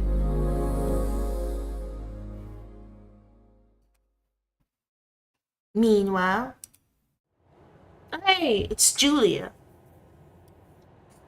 So, night boss? He clearly detests it when I call him that, but I keep tossing it his way every now and then. Who knows, maybe it'll rekindle some of that old buddy vibe we lost along the way. Not that I'm dying for it, it's just, he turns into a total snorefest once he flips on that professional switch. Handling the Callahan case the way I did, I knew it wouldn't exactly endear me to him. Turns out, it might have cut him deeper than I ever thought it would. How many this time? Another two, a Duskborn and one of Aisling's fledglings. The way they were found, their last moments were far from pleasant, to say the least. This is absurd. We're sequestered here like a bunch of idiots, struggling to find common ground, pretending we have this mess handled. We can't let this continue, you know that. We have to crush this mob, snap their pitchforks, and smother their torches before everything spirals out of control. I mean, you're the sheriff. In my book, that's your shot to call. You've got plenty of backup in there. Honestly, I don't know what's holding you back. That's the fundamental difference between us. Unlike you, I still have a modicum of respect for the rules, even when they bind my hands to the choices of fools. Language. Yikes, that's that fiery glare again. I need to work on my timing, and he needs to sort out his anger issues. Do you mind if I intrude on this delightful conversation? Jesus, I hate when she pulls that Cheshire cat shit, popping out of thin air like that. What is it, Valerie? We might have identified the mastermind behind your locust swarm, as you aptly put it. A mere glimpse at the file she hands Kadia has me reeling. Seriously? Positive. But then, piecing things together, it makes perfect sense. The locusts would only rally under a supremely charismatic asshole. And there's no asshole quite as magnetic as Aaron Fletcher. Okay, one chapter done. End the night. Night 4.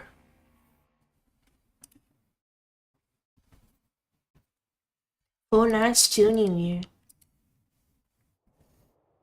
The concept of sleep completely changes when you become one of us. You don't really get gently lulled by the warmth of Morpheus's embrace, more like tossed into dark, deepless waters, where the cold suffocates you till you can't feel anything. Waking up doesn't exactly leave you rested, but it's not quite exhaustion either. It's more like a narrow escape from some fathomless and terrible threat. Which doesn't at all explain why I feel so fudging exhausted as I make my way to Porix, tuning out the lively chaos of New York's streets on a chilly December night. Even the city's festive lights, scattered among the grey urban landscape, can't lift my spirits, and neither can the delicate glimmer of the snow. Do vampires ever suffer from seasonal depression? Because it sure as hell feels like I'm scraping the bottom of the barrel here. Porix manages to blend in seamlessly with the scenery, yet I spot him from a block away, near his haven. Uncharacteristically, both his hands are buried in his pockets, instead of fumbling with that left-line ring of his. His head is bowed, eyes aimlessly fixed on the pavement as usual. Let's get down to business. So, now that we're all here, how about heading straight to Hope? At first, he looks up at me with a touch of surprise, but quickly composes himself. Diving right in, aren't we? No point in beating around the bush. Very well. I hear Hope is rather busy these nights, so the sooner we approach her, the better. He swings open the passenger door with a flourish. Get in, please. A genuine chuckle escapes me. Playing the gallant tonight, huh? I slide into the seat as he rolls his eyes, and within moments we're speeding off, chasing a glimpse of hope for better days. Porix is a careful and focused driver. His gaze is locked on the road ahead, hands glued to the wheel, body stiff as a board. Maybe there's something to his crazy Malkavian nature, or those voices in his head that helps him anticipate all trouble on the road, because in spite of the notoriously bad traffic, he drives smoothly and surely, no jerky movements, no surprises. I like that. It makes me feel like I'm all by myself. I can relax, calm down, the instincts that always steer me toward trouble. Today, I don't even bother him about his music taste. I just soak in the quiet hum of the engine and the muted bustle of New York on a snowy December night. It's Parik who breaks the silence first. About this meeting with Hope. It's of a rather clandestine nature. Oh yeah? Yes. All I've managed to establish is that someone at the double spiral will hand us further instructions. Further instructions? What the hell is that supposed to mean? Honestly, I'm just as unmoored as you are. Pinning down Hope's thoughts or predicting her next moves is always it's always a shot in the dark. All I can muster is a confused grunt, but inside my thoughts are racing a mile a minute. Not gonna lie, it's draining. 4 nights on Raina's trail and it feels like I'm running in circles. The clues so far: Big Fat Zero from the Anox, a few scraps from Jess, dead-end chats with D'Angelo, and nightmarish talk with Sansaric, all amounting to squat. All I can think of when I stare through the spotless window is that circulatory system might be our actual last hope. You know, 'cause never mind. The local security chief, Natsia, was it, decked out in what can only be described as K-pop cosplay, leads us through a long dark room lined with massive silvers covered in colorful blinking lights that vanish into the distance. In the oppressive silence, I can easily identify the soft purring of the servers, whose fans spin relentlessly to churn the data out, out, out. The room's monotony is broken by the sharp clicking of a keyboard. At the far end of the space, a figure hunches over a desk, decked in a faded maroon hoodie, with oversized noise-canceling headphones clamped over their ears. A barrage of arcane data races across the several screens before them, yet they remain eerily still, save for the rhythmic tap of their fingers. Natsia straps her fingers to get my attention. Apparently, Hope's extremely busy these days, but she'll spare us 5 minutes in the cloud. She gestures towards a sleek, state-of-the-art VR headset resting on a nearby table. Parik shoots me a puzzled look and I stifle a laugh. He moves to pick up the VR headset, but Natsia bats his hand away sternly and points at me, and then exits the room with echoing footsteps. Parik and I exchange glances, and he gestures theatrically to the VR set. Settle in then. Cool. Just, make sure I don't get digitally abducted or something, okay? His smirk flickers briefly. I slip on the headset and the world around me plunges into darkness. The digital dreamscape unfolds before me in a swirl of pastel hues, slicing through an egregiously retro grid. I'm on the verge of scoffing at the tacky choice in visuals, when suddenly the scene shifts into a deep, dark void, lit only by a distant, spiraling glow. I don't know where it comes from, but an eerie sense of familiarity sends shiver down my spine, my virtual spine. Out of nowhere, a voice pierces the silence. Oh, she looks nice. She looks pretty. Wait, no. Wait, is this Hope? Oh, wait, no, she is Hope. Kaliuga, what brings you here to steal my precious time? I scan the void in search of her avatar, but she's nowhere to be seen. You can't steal what's willingly offered. A soft chuckle echoes from behind me. I spin around, finding no one, just a fleeting caress down my back, as if I'm merely a screen for her display. Frustrated, I turn again, and finally her avatar materializes, serenely hovering just inches from me. Her appearance is laid back, and yet ethereal, otherworldly, insane. It could just be my imagination playing tricks on me, but then... I am... Oh, I know exactly who you are. I know everything about you, Kaliuga, California. Really? Is it possible for Kindred to feel dizzy? I swear to God, it feels like my vitae is draining right out of my soul. The name's Cali in my own life. California is dead. But you were Cali long before that, weren't you? Just a frightened little hippie's daughter, cavorting through the dark web, hidden behind a name that made you feel cool. Kaliuga, war personified, conflict on legs. Do you think you've lived up to that ominous alias, California? Have you caused enough ruin, wreaking havoc with just a careless click? It must have felt good, having all this power over living beings and inanimate objects, deciding their fate with cold, calculated keystrokes. I know all your dirty little secrets, even those you left back at that music festival where California perished and Cali emerged from the flames of a dying phoenix. Even those trailing behind you like sins in your endless repentance.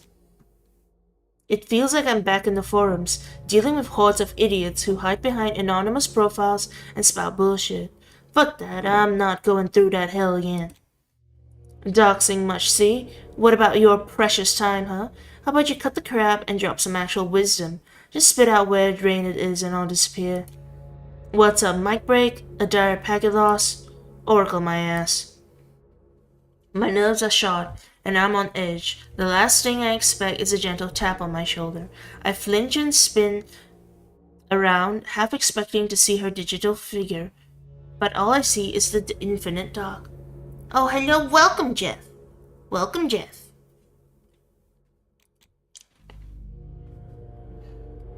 You can take off the headset now, Callie. The real, tangible version of Hope I see before me has her eyes glued to the phone in her hand and a bored expression on her face. There is a faded maroon hoodie over her shoulder, and a quick look at the now deserted desk confirms it. Really? Going all jigsaw on me like that? Seriously, I'm pissed. She doesn't even glance at me. I include in on stuff like death and scrambled eggs, but my knowledge on 𝑺𝒕𝒂𝒎 not so current since he flipped his shit. No clue where he's at or what he's up to. Yeah, tell me about it. Look, I'm just trying to figure out why he's at the top of the circulatory system's hit list. I mean, he's crazy, sure, but this is some serious shit. Oh, it's bigger than you think, but your little trip down the rabbit hole might just work out for us both, as long as you snag some juicy intel from their database. Without looking up, she flicks her wrist and throws a small dongle at me. Make your way to the circulatory system's core, plug the sucker in. It'll slurp up the data without a peep, basically untraceable, even to me, which is bonkers now that I think about it. Precious time, remember. Get it back to me and I'll dive into the goods.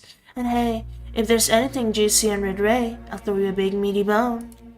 You mean you let me in on the raiding files? Potato, tomato.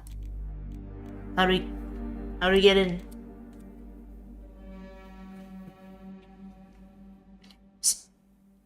So this dongle snags the data. What's the plan for getting in? You're on your own there, sweetheart. BNEs are not so my jam.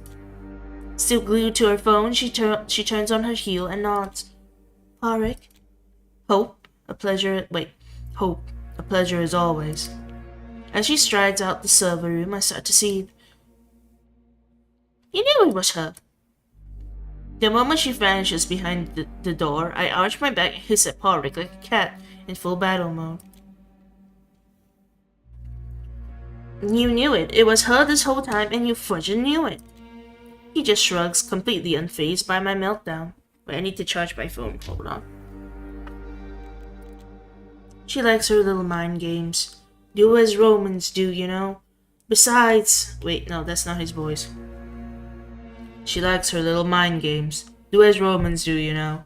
Besides, we got what we came here for, didn't we? Sure, but what about my dignity? What about it? Oh, piss off. I swatted him playfully as we leave the server room, ready for the next step of our caper. My move shifts dramatically as soon as we buckle up in 𝒂𝒏𝒅𝒔's car and take off toward our goal. I feel almost numb, the way my brain buzzes with uncoordinated thoughts like a giant, incomprehensible beehive. Out of the corner of my eye, I catch 𝒂𝒏𝒅𝒔 throwing concerned glances my way before he decides to break the silence. Is everything okay? Wait, that's not his voice. Is everything okay? Yeah. How you doing today? I'm doing okay. It's just that I might not know 𝒕𝒂𝒏𝒅𝒔 as well as I thought I did. The circulatory system, the antediluvian, some enigmatic powerful backer. I'm not even sure who she is anymore, and it's not like I can just ask him right now. Parik absorbs my words, mulling over the thought in her heavy silence. I get it. It's really unsettling to realize you don't truly know someone you thought you were close to. Guess the ticking clock isn't making things any easier, huh? It fudging doesn't, but cheers for the reminder. My apologies. Wasn't trying to add to your stress. Yeah, I get it. But hey! I playfully smack his shoulder, forcing a smile through the stream. At least you won't be stuck with me much longer, right? His attention snaps from the road to me, his look one of unexpected irritation. You know I take no joy at the thought of hauling you before the Primogen Council, should we fail to capture Cassel. I swiftly turned my head away and looked out the window. Well, I do now. Aww, they're so cute. Okay, hold on, drink water.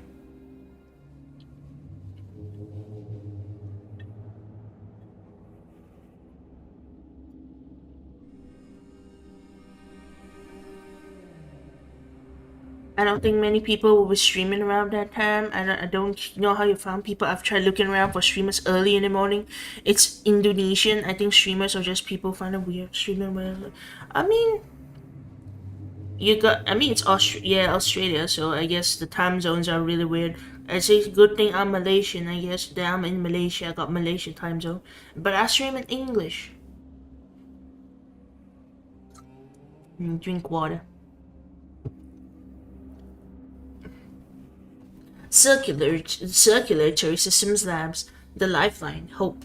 Main quest. Here's hoping our TechWiz proxy lives up to our reputation, and we get in and out of the circulatory system pronto, chock full of data in hand.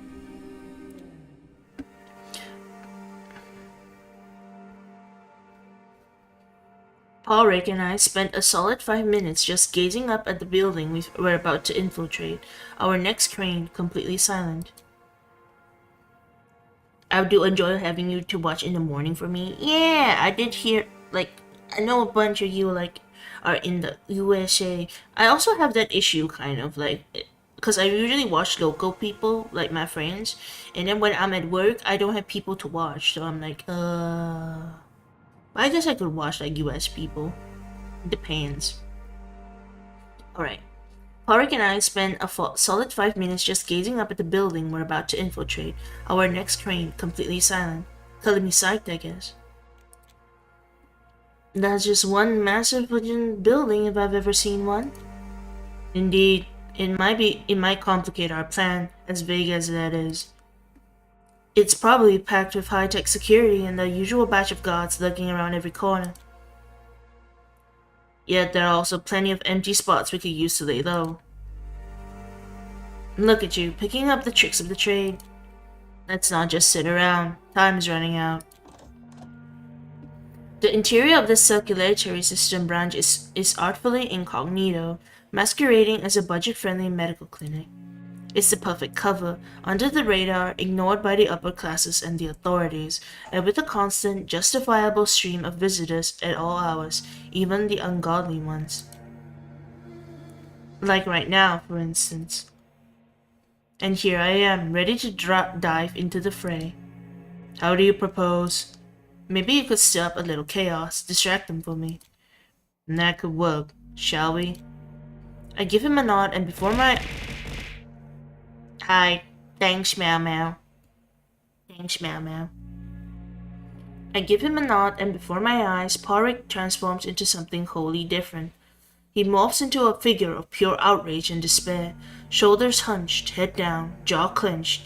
He is the image of a man fueled by fury, ready to explode. He marches over to the reception desk, while I fold myself into his shadow and become practically invisible. Before the bewildered receptionist can get a word out, Parik leans in menacingly and begins his tirade, his voice booming with a rough Midwestern twang. I need to see the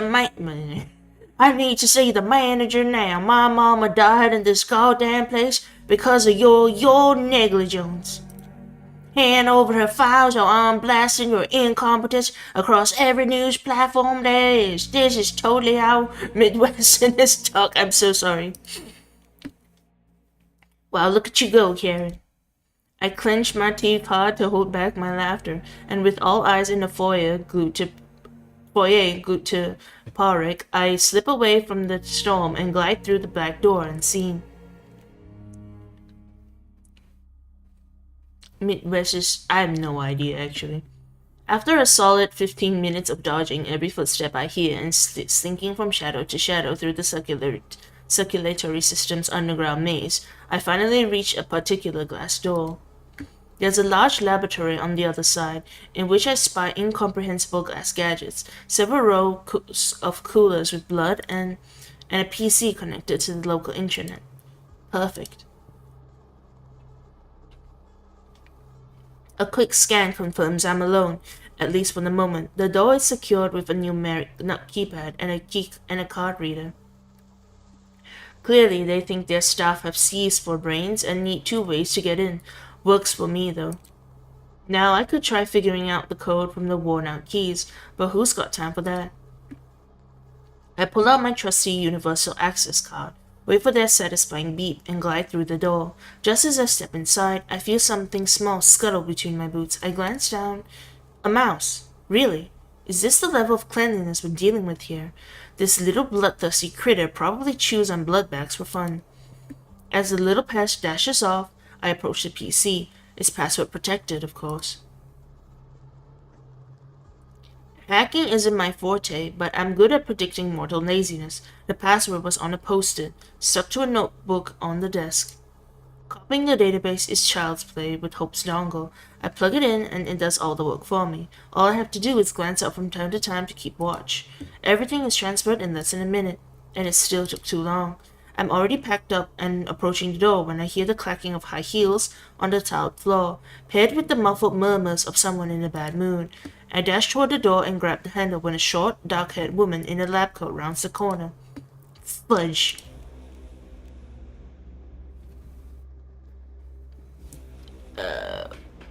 Okay, you use the mouse.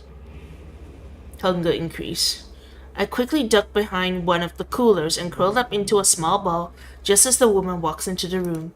Sitting right next to me is the mouse I almost stepped on earlier, and it turns out she brought her whole family. I lock eyes with the mice, my gaze intense and unyielding. They all turn to look at me simultaneously, in perfect unison. I can feel their tiny minds getting overwhelmed, clouded with a sudden, all-consuming panic. I blink, breaking the eerie connection, and the chaos has already been set in motion.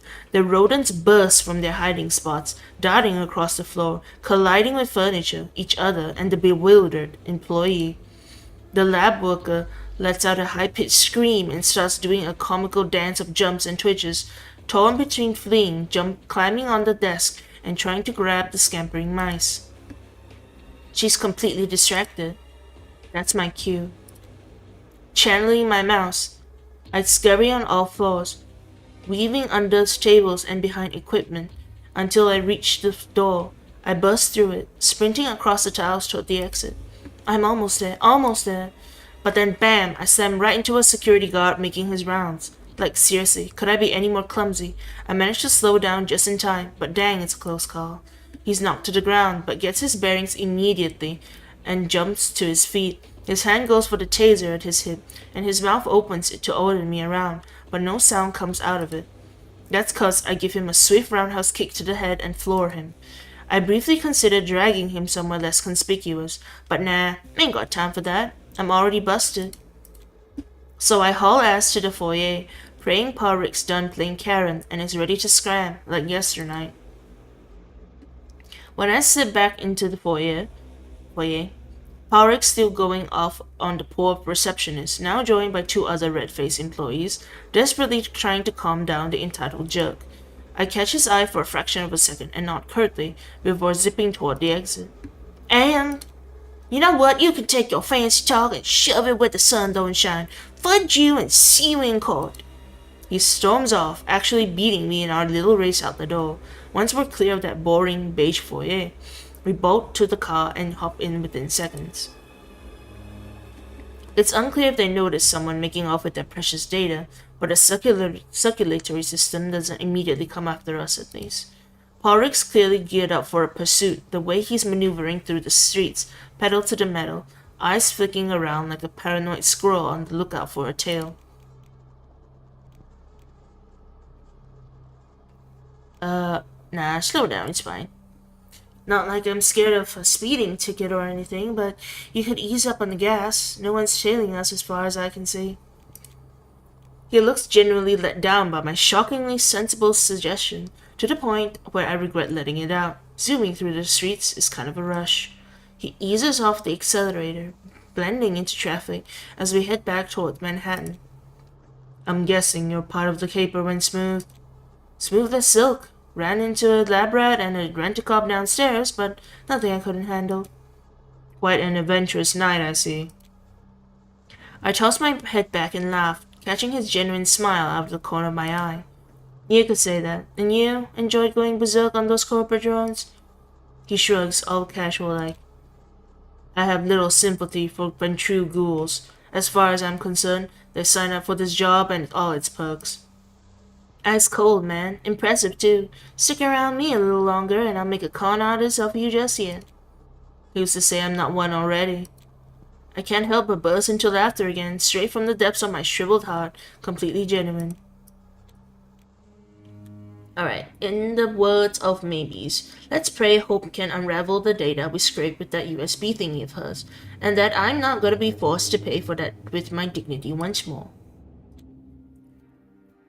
This time, as we enter the server room in the basement of Double Spiral, escorted once again by Nazia, Hope is there, no games, in the flesh, to meet us. She doesn't spare us a glance, though, her eyes still glued to her phone as she impatiently extends her hand, gesturing for me to hurry up. I give her a low five first, but when she shoots me a displeased look, I obediently hand over the dongle. She plugs it into a laptop and suddenly all the nearby screens spring to life, displaying a whole wall of text, photos, and links to videos and voice recordings. Hope starts blissing through the data silently, scanning multiple pages at once, too fast for me to keep up. I glance at Paul-Rick, wondering if it's a Malkavian thing, if maybe he can read it all, but his confused expression tells me it's just a Hope thing. She finishes in mere minutes, then stretches in her chair before promptly returning to her phone. Thanks, there's a gold mine of info in that database. Yeah, totally. And about Raina? The moment her hands freeze in midair chills me to the bone. Luckily, her thumbs start dancing on the phone again soon after. The mess he got himself wrapped up in? Well, it's way deeper than I thought.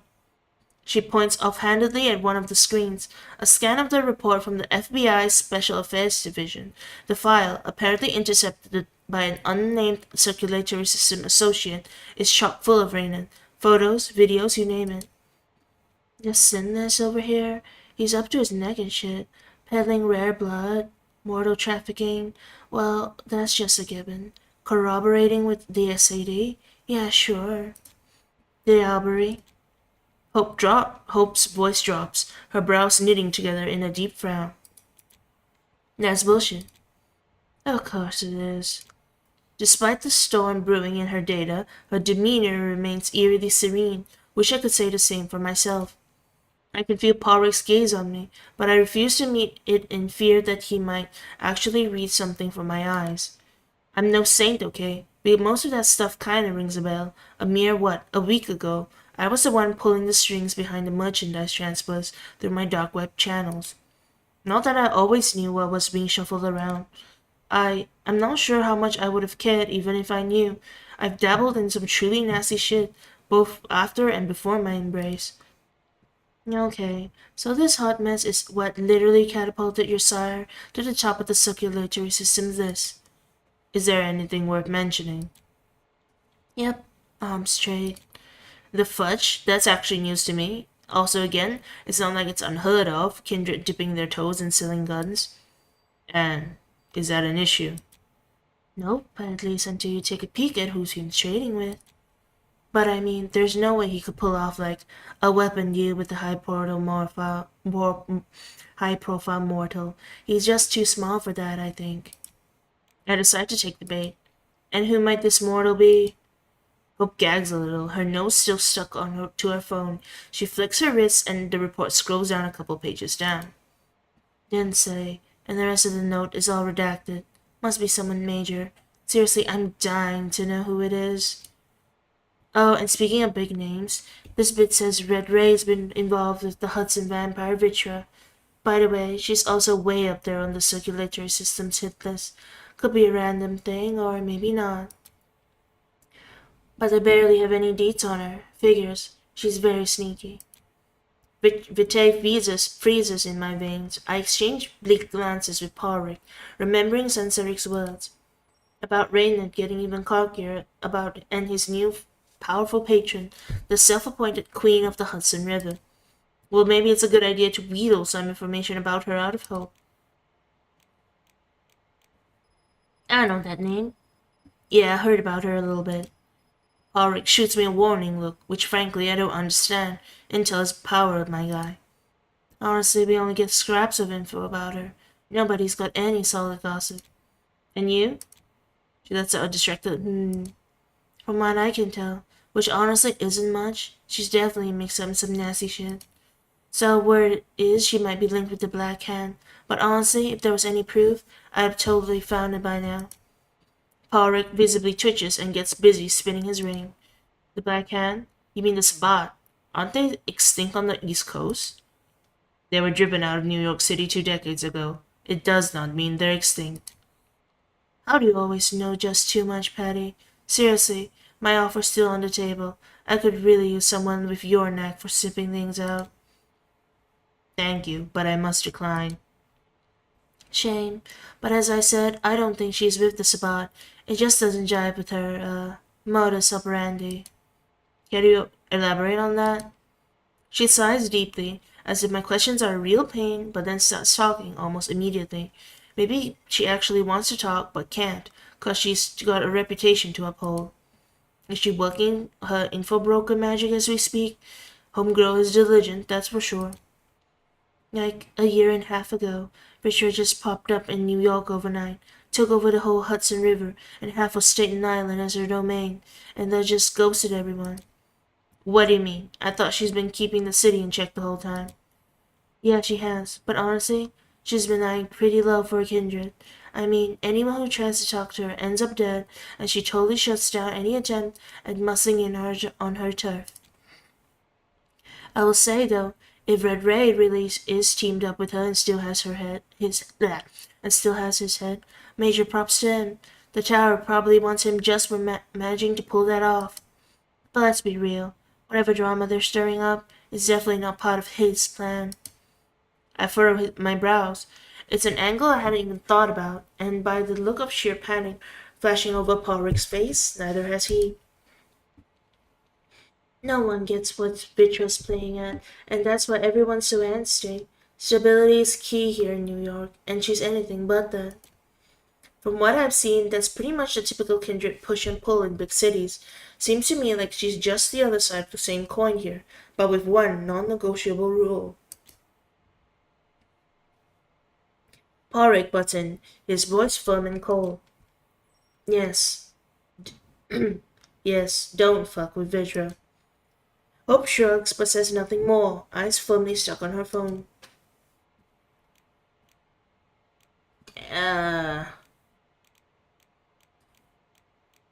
Ask directly. Got anything interesting in there? Tons of stuff. Seriously, there's not even time tonight to cover it all. Trust me, I've read it all already. I take a deep breath to calm myself, just out of habit. Briar nods at me, approvingly. Anything relevant to my case? You know, 𝑺𝒕𝒂𝒏𝒅𝒔 and his polish it? Oh. She cocks her head as if considering something, but doesn't stop fiddling with her phone. That's definitely a Malkavian thing. God, it's annoying. I don't get why I find don't fuck with 𝑉Tuber. It's very funny. Is it because they're trying to be all serious? Water. This report's kind of making some guesses about Addison Payne. Addison Payne? Wait, isn't that old fart in the wheelchair from the Camarilla? Sure is. So what guesses are we talking about? So these bits aren't from the SAD report, they're straight from the circulatory system, based on whatever stuff they dug up on the file. There's some buzz about Anderson Payne and where he really stands, especially since he supposedly brought spiked blood from your sire. Payne, buying from 𝒂𝒎. Why would he do that? A venture of his position has no need to stoop so low. They kinda thought the same at first, but then like a month ago, some of the big shots started pushing to cut off his access to the circulatory system assets until they figured things out. Maybe they just used the opportunity for a power grab. Maybe not. What's that supposed to mean? Hope shrugs, tucking her hair back behind her ears. There's always something iffy about Payne, especially since you can never be sure if his lackey is a trustworthy proxy. What's that supposed to mean? But Hope simply ignores me, fully absorbed in whatever she's doing on that phone of hers. I swear her eyes flick upwards towards us for no more than a split second. That's everything I got for you. The rest is just goodies for me. Trust. Right, sure. Any chance I could get a copy of that report? Hope freezes, eyes bulging like she just saw a ghost, and then she starts cracking up, fingers flying over her phone even faster. Good luck with your endeavors. You're gonna need it. And much more than that. Well, she didn't give us all the info, gave us some info. Were we still mortal, after all the revelations of tonight, 𝒂𝒏𝒅𝒔 and I would probably hunker down in the dim corner of a bar, drinking our, well mine mostly, sorrows away, and unraveling the tangled skein of our findings. Since we can't stomach alcohol, we just wander around in silence for a while until we settle on a tiny little bench, hidden beneath a naked winter tree. There, well, I'd like to say that we talk, but it's more like a floodgate bursting within me, unleashing a tidal wave of pent-up frustrations. And 𝒂𝒏𝒅𝒔 just quietly lets me rant, slowly spinning his ring and nodding from time to time. The sheer number of times Reynard pops up in this SAD files is pretty fudging concerning, not only because of the actual shit he's pulled, but also because he's been so damn sloppy about it. They have so much stuff on him, stuff that could have easily been avoided if he just, I don't know, put a bit of thought into his actions and maybe kept me in the loop, maybe?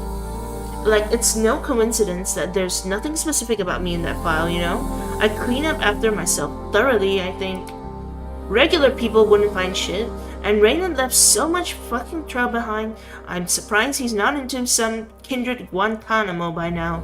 They could have bagged him without breaking a sweat.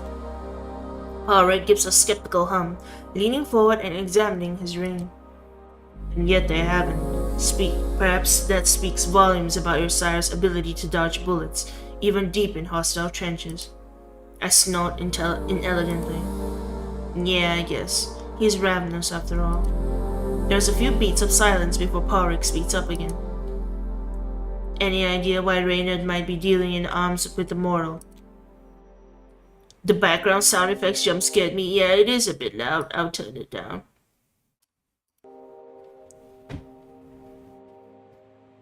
Hello, Daryl. Welcome, Daryl.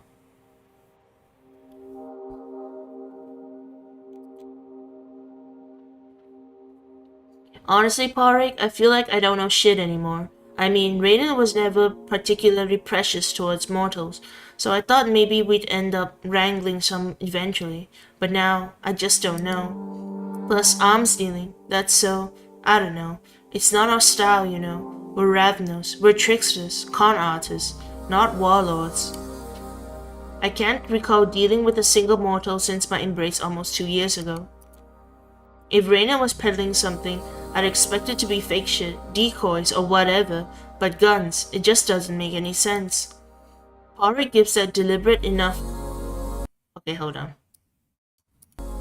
cough of his, the prelude to dropping some unsettling truth. I hate to be the bearer of harsh truths, but I get the feeling you never truly knew your sire. A couple of nights ago, I would have flipped out on that suggestion, but now I collect a handful of gravel from the ground and toss it, bit by bit, into a puddle of melting snow. I don't even know anymore. Can anybody say they really know someone? Hell, do we even know ourselves? 𝒂𝒅𝒔 smiles at me. What are we if not the secrets we keep, right? I smile right back at him.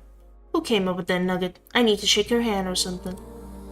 You know, I think you shouldn't be blaming yourself for his dishonesty. It is quite literally not your fault. Nobody can go through this ordeal expecting to be crossed at every given moment, especially by those we trust the most. That would be a pretty miserable existence, don't you think? I'm not equipped to unpack all that right now, sorry. Besides, I have no cash on me for that therapy session you're pushing for, Dr. Conroy. His smile is a little wry, but not hostile at all. You know, thinking about it, we've been hunting down 𝒔𝒎𝒂𝒏𝒅𝒔 for 4 nights, and I realize I know jack shit about yours. Care to share a bit? Blah. Care to share a bit, in the spirit of this painfully awkward moment? He keeps quiet for a little while. Frankly, I can't tell you much about them because I don't know myself. What do you mean? I simply don't know who embraced me. He clears his throat and hesitates, while I fight the urge to dig deeper. It's a faint memory now, but I remember almost dying towards the end of World War II, somewhere along the Western Front, I think, and then I remember crawling out of a pile of corpses the next night. That is all. I assume I was embraced by a fellow soldier, but there's really no way to confirm. Ulrich, I'm so sorry. I pat him awkwardly on the shoulder, and he nods, looking not at me, but at his lucky ring. I've come to terms with it, but I appreciate the sentiment. We sit in silence a bit longer. There aren't many people around, but the city still feels alive, bustling even at 3 in the morning in late December. The air between us is a little tense. Probably shouldn't have prodded about his sire, but, well, I'm me. I scramble for a new topic and remember we haven't finished discussing our latest scoop from the circulatory system's database. So what I can't wrap my head around is why someone like Payne, a big shot Ventru, would go to such lengths to avoid buying blood through the company he partially owns. Is he like trying to back out, tank their stock on purpose, or what? Or maybe he's plotting to sell his own gig. Hard to see how with all the Ventru red tape, but maybe? Could he be setting up Reynard as his go-to supplier? Or is that stretching it too much? Indeed, that does seem like a stretch. It's an audacious, almost disrespectful move. Not really Payne's way of doing things, especially when he's trying to usurp Panhard. But why else would he do that? The file did say he was buying spiked blood from Reynard. That's oddly specific. Maybe that particular type wasn't available through the circulatory system. I mean, all blood bags are spiked. That's the only way they stay edible. One of the reasons why the resident dustborn alchemist had so much shit to do all the time in our gang. Ulrich comes thoughtfully, slowly spinning his ring. Well, I am stumped, but hopefully we can find a way to use that information to your advantage when we face the council. I mean, like exposing Payne as a fraud right in front of everyone? Damn, Conroy, that's some serious badassery for you. It would be badassery if we had any evidence of these suspicions, which we, unfortunately, do not. I deflate a little, clicking my tongue. Yes, I guess that's an obstacle. And how does this Vitra fit into all this? The ever-elusive mistress of the Hudson River. Think we could dangle her as bait before the council? Ulrich stills and stiffens, spinning the dice ring as fast as his hands allow. Fudge, I forgot he's so irrationally terrified of her. I'm grasping at straws, I know, but... Everyone's freaked out by her. I'm not saying Irene usually shies away from tough cases, but there's so much many easier targets to scam. It's all so fudged up, I don't get any of it. I don't understand either. He so doesn't want to talk about her. Fine, I'll let him off the hook. This time, the weight of tonight's events is starting to crush me, and maintaining this upbeat mask is draining anyway. Thankfully, this time it's Ulrich who breaks the awkward silence. Tonight marks the last night in the grace period 𝒂𝒎𝒂𝒏 gave you. All our leads have dried up. It is unlikely we would find anything else of use anyway. I think we have enough circumstantial proof to clear your name in the eyes of the council. We could trade it for your freedom. You mean for a longer leash? They won't clear me unless you hand over Reynard, and we both know it. Sure, we have some solid clues, but they're just that. The way the camera treated me, well, I'm not exactly optimistic about returning empty-handed. Best case scenario, they order me to stay in the city and give me another impossible task. Worst case scenario, 𝒂𝒎𝒂𝒏 takes my head clean off my shoulders. And I don't even know where that leaves you. Technically, you were just supposed to keep an eye on me, but... I gesture vaguely, and Ulrich sighs, defeated. Yeah, He squints at the starless sky. There's still time until sunrise, but I doubt we'll find anyone in Elysium tonight. He gives me a careful once-over, doubt and pity clear as stars in his eyes. Do you have a safe place to stay today? You're welcome at my haven if needed. The couch should still be there, I believe. I crack a faint smile. Should still be there, huh? Good thing you didn't get into sales, cause you wouldn't sell shit. I have some options, I guess. I've only used a couple of our safe houses around New York so far. Nah, I don't know. Can I catch up with you later or something? I need some time to think. On my own. He looks at me for a long while, tilting his head hesitantly, while his spidery fingers slowly spin his dice ring. And he just stops and nods curtly. Take your time. I'll wait for you until dawn. I chuckle disbelievingly, unable to keep just a little bit of bitterness creeping into my voice. What if I skip town or something, taking advantage of your misguided generosity? I don't think you will. You haven't thus far, have you? He stands, looking down at me intently. I still believe we can turn this Titanic around before it crashes into the iceberg. We just need to get a hold of the steering wheel. He gives my shoulder a reassuring pat and strides off into the night, leaving me to my ruminations. Actually, wait. How do I check? Okay, I cannot check. Okay. How do I put? Okay, wait. Save first. Okay. Autos. Oh. Okay. Right back. Okay. I forgot. I think the last day is like night 7. But let's finish nightfall. Blood and cigarettes detour. I don't know what to do anymore. Thinking is a dead end, but clearing my head seems equally out of reach. I've got to at least try to get my shit together, or I might as well cut off my own head before the shift does for me. Feeding opportunity. The buffet stacked, plenty of mortals roaming out late tonight, so what's going to be on the menu? Maybe those 2 lovebirds who've been strolling down the same path as me? Or just go for the main story. I think we can go for the detour. We'll read the main story first, though. I'll read the flavor text. If I hit an astronomical level of bad luck, crashing at 𝒂𝒔𝒎 once more. Don't you need to feed? No, I don't need to. It's this bar here. The feeding one is not. It's not high. Okay, if I hit an astronomical level of bad luck, crashing at 𝒂𝒔𝒎 once more will probably turn me into a sorry pile of ash he'll have to sweep up at sundown. Like with a broom. And after all the crap we found out of Rain, I honestly couldn't care less. What's the I for? The I is it's a hunter level. It's like I'm getting noticed by hunters. Gray means it's full. I think it is, yeah. I think it's gray, it's full. Alright, let's do the detour.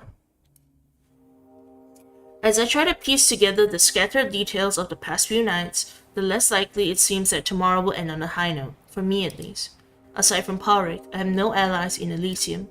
Forget allies. I settle for anyone who doesn't despise me at this point, but earning neutrality, let alone favor, seems like a tall order when I have nothing but half-baked leads. Honestly, I'd rather fixate on my impending doom. Any other thoughts just make me want to collapse and melt into slush.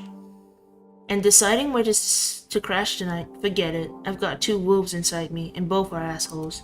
So I wander around trying to clear my head. Because honestly, I don't even know what to think anymore. My mind's racing so fast, it could win a drag race even with a trunk full of tofu. Where did that thought even come from? I lift my eyes, realizing I haven't looked up in half an hour. The fact I didn't accidentally stroll into some sketchy alley and straight into a hunter party is nothing short of a miracle. But I don't recognize this area at all. Nothing really pops, just some storefronts dripping with holiday cheer and a fast food stop I never heard of before. bigyeet burger. Well, there's some local color for you. I should really get moving. The night is... Why do I always bump into the most unlikely people in the most unlikely places? I turn around. It's Julia, stepping right out of that fast food joint. Fudge, how? But seeing as you've wandered into my territory, I guess you're just stalking me. Which, you know, I'm not a fan of. Stalking? You literally just walked out of... Why would I even stalk you? Julia pulls out a pack of cigarettes without breaking eye contact. Clearly to butter me up and get me on your side tomorrow night. What else? Damn, why didn't I think of that? You really couldn't have chosen a worse target. You won't get sweet talk anything out of me. I already have a soft spot for underdogs. Raynard is an absolute asshole, but he got one thing right. I'm shit when it comes to politicking. Well, sorry to disappoint. I was just moping around, not trying to pull off any grand schemes. But hey, thanks for the vote of confidence. She gives a hollow laugh and lights her cigarette. We share a quiet moment for a bit, and just when the silence starts to feel unbearably heavy, I nod at the fast food joint. I wouldn't have guessed you were into beef and fries. Julia just shrugs dismissively. Consider it my personal hangout. Costs me a cup of coffee a night and comes with a few perks. Like, what kind of perks? She flashes a mischievous smile, and I immediately know it's better not to dig any further. So I assume your little investigation didn't turn out much? Cassell's still off the radar? I just nod, feeling defeated. I mean, we dug up a giant pile of shit, and I guess who's smack in the middle of it? Ray? She raises her hand to stop me. Keep the details to yourself. I'm not the one you should be confessing to anyway. Plus, I'd rather not have to pretend to be surprised tomorrow night. Just tell me how you feel about what you've uncovered. Suddenly, I'm mentally dragged through the past 3 nights, the memories crashing into my mind uninvited. I feel like I've got nothing solid, just a mess of he said, she said, with some guesses in the mix. Honestly, I feel like shit, both about what we found and all the implications. She watches me quietly for a moment, assessing me, maybe. It's hard to read the expression in those pale eyes of hers. She takes a long drag from her cigarette before speaking. Just a little friendly advice, Callie. Whatever you decide to do, however you plan to handle this mess, don't hold back. Keep up the momentum. Push hard. Don't even think of falling. Because if you show up looking as dejected as you do now, they'll dismantle you piece by piece and eat you alive. And that would be a real shame. She crushes her cigarette under her heel and starts to walk away. Cheer up a little, will you? Your face looks like sour milk. Yeah, thanks. She looks back, giving me a sidelong glance. What for? I didn't even see you here, let alone give you advice. She fades into the night, leaving me with more questions than answers. Then maybe, just maybe, a spark that might grow one night into a less shitty version of what I feel right now. I need to get a move on. The dawn's almost here. Alright, go to the main quest. I've been trying to get my shit together for the last hour, just walking these damn streets of New York. Spoiler alert, it's not working. I don't even know why I told 𝑃𝒆 to leave me alone. I usually keep people close to stop my brain from going to dark places. Turns out, too much me time just lets the shitty feelings take over. And the simple act of putting one foot in front of the other doesn't soothe the anger, the hurt, and the betrayal. These emotions cling to me like leeches, refusing to let go. And all that crap, the gestures, the pep talks, our gigs making me think we had a bond, fucking lies, all of it. It hurts. So yeah, I'm still a mess inside, my gritted teeth keeping the dry tears at bay. Right now, I'd seriously rather chew off my own tongue than give Raynard the satisfaction of hearing me sob. Fuck all that. Every part of me is screaming for some kind of release, some justice. I even have this crazy urge to just smash anything about me that reminds me of Raynard. But honestly, what would even be left of me? If that dick has already met his final death, I swear to God, if I could find his ashes, I'd spit on them. Shit, who am I kidding? I'm such a pathetic loser, I'd probably forgive him in a second if he came back, even if he doesn't give a damn. Christ, this sucks so much. But bah, it doesn't matter. The dawn's coming up fast and it's time to settle down for the day. Sorry, fireworks. And I could use some company, even if it means potentially screwing myself over by crashing twice in the same place so soon. A shred of clarity returns to my mind eventually. I find myself glaring at 𝑃𝒆 Haven across the street, my hands still trembling from the shitstorm of emotions I'm barely keeping under control. I knew I shouldn't be here, shouldn't be risking my ass, But right now, I'm so over everything that I seriously don't give a fudge. Reconsider.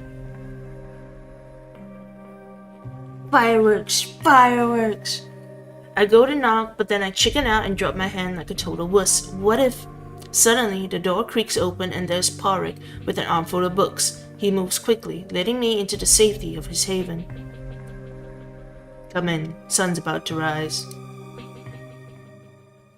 Everything is exactly where it should be, nothing out of place, not even the couch. Are the fireworks for another public holiday? It's the same public holiday, but yeah. You didn't oversell it. The couch definitely is still here. I guess it's far too old to sprout legs and walk off. Sorry, that is big firework. He grins at me, a bit too confident in the quality of his joke. I know it's not stylish, but I'm quite fond of it nevertheless. Let's say it's charmingly dilapidated. Would you rather use a bed tonight? It wouldn't be any... I throw my hand up and immediately cut him off. No, that's okay. Just making sure we won't find ourselves in the infamous only one bed situation. 𝑺𝒕💏. Ow. Thanks, Paladin Stam.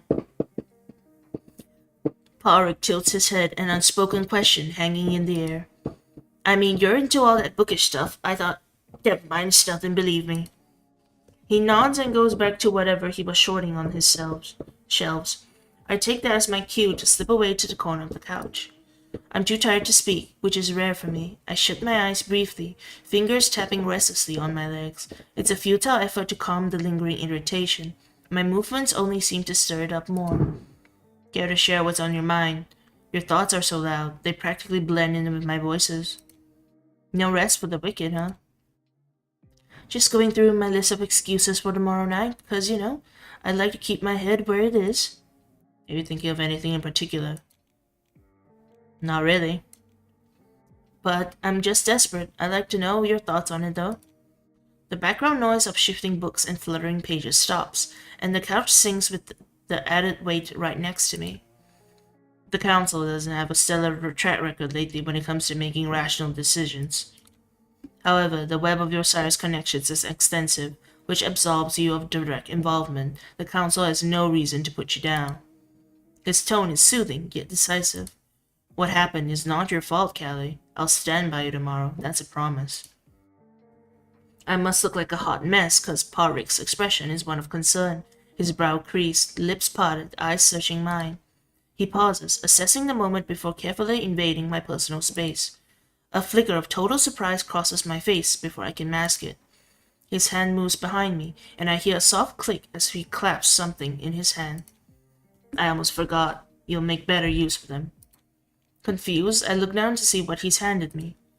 Batteries? For my trusty old Walkman that's been a paperweight for the last 3 nights? It's such a nice gesture, but instead of joy, there's this sad twist in my gut. It feels pointless, like all of it right now. Picking a tune feels as grim as choosing my last meal. Are you sure you're alright? Nope, I'm a mess. Yeah, everything's fine, thanks. I guess I'm not really in the mood for music right now. But I really appreciate the thought. I manage a shaky smile, my voice quivering a bit. He nods, totally gets that I need some space, and gives me room to breathe. I flop down on the couch, totally wiped. I shove 2 batteries into the Walkman and the rest into my belt bag. Then my hand brushes against the wooden stake, its gritty texture just another shitty reminder of the end I've been dodging night after night. I grip it as if I could scrub away the mix of anger, desperation, and fear brewing like a storm in my chest. I've handled storms before, but this one, it's dark, man, really dark, creeping into every freaking shadowy corner of my brain and just sticking there. I grip the stake even harder as the all too familiar darkness slowly descends upon my mind. Earlier that night, is a reporter at the Unisphere. When you talk about cleansing New York from the so-called rot underneath, Mr. Fletcher, is this part of your elaborate campaign to position yourself in the upcoming mayor election? Oh yeah, that's who Aaron Fletcher is. I forgot. Oh, this is Aaron Fletcher. Okay. It's not about political ambition. It's about addressing issues that have been neglected for far too long. New York is facing challenges that can't be solved by traditional governance alone. I'm talking about deep systemic problems that require unconventional approaches. Unconventional. Like claiming you have, quote, enough manpower to clean up the entire city? What exactly does that entail?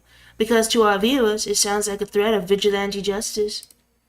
What I mean by manpower is having the right team with the right skills and dedication. It's not about taking the law into our own hands. It's about supporting the city in ways the current infrastructure can't.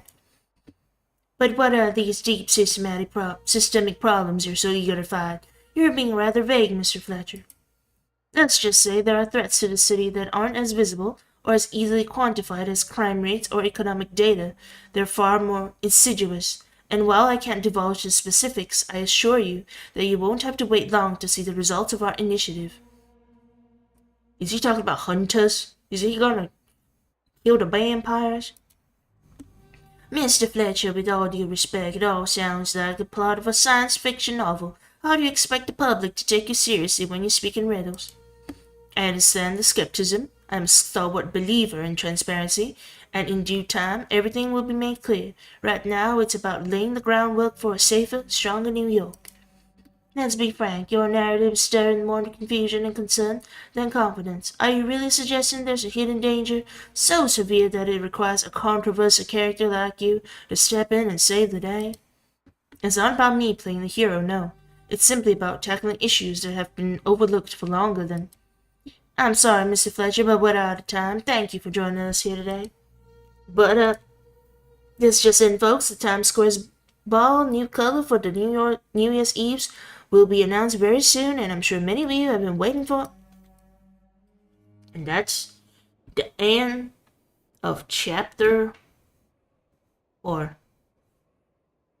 I will rest the night first, but I don't know like how long I'll keep going.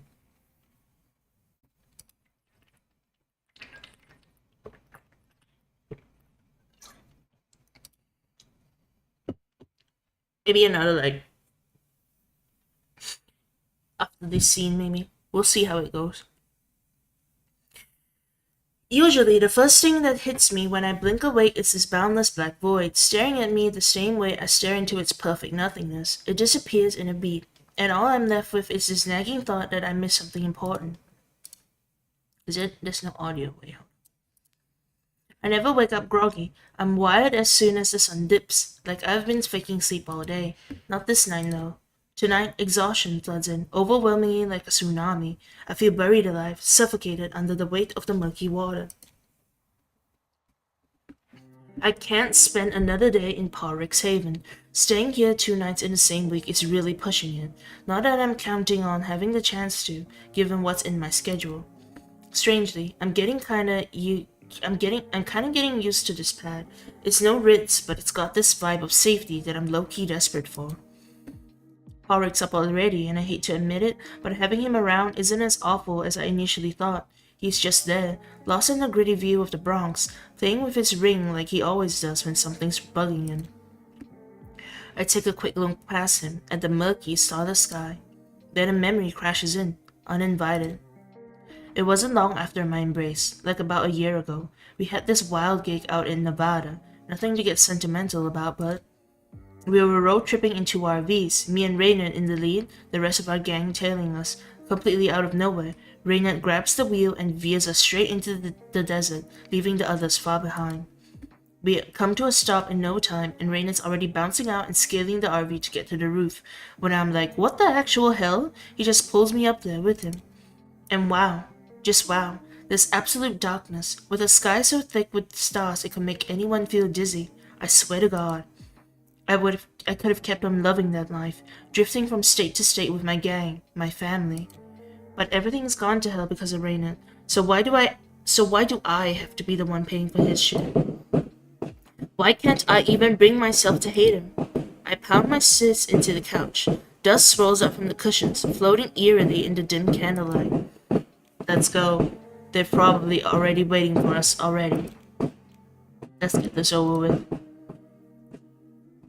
Fireworks! Please stop! Okay. Yeah, there's no point dragging this out and pissing them off even more.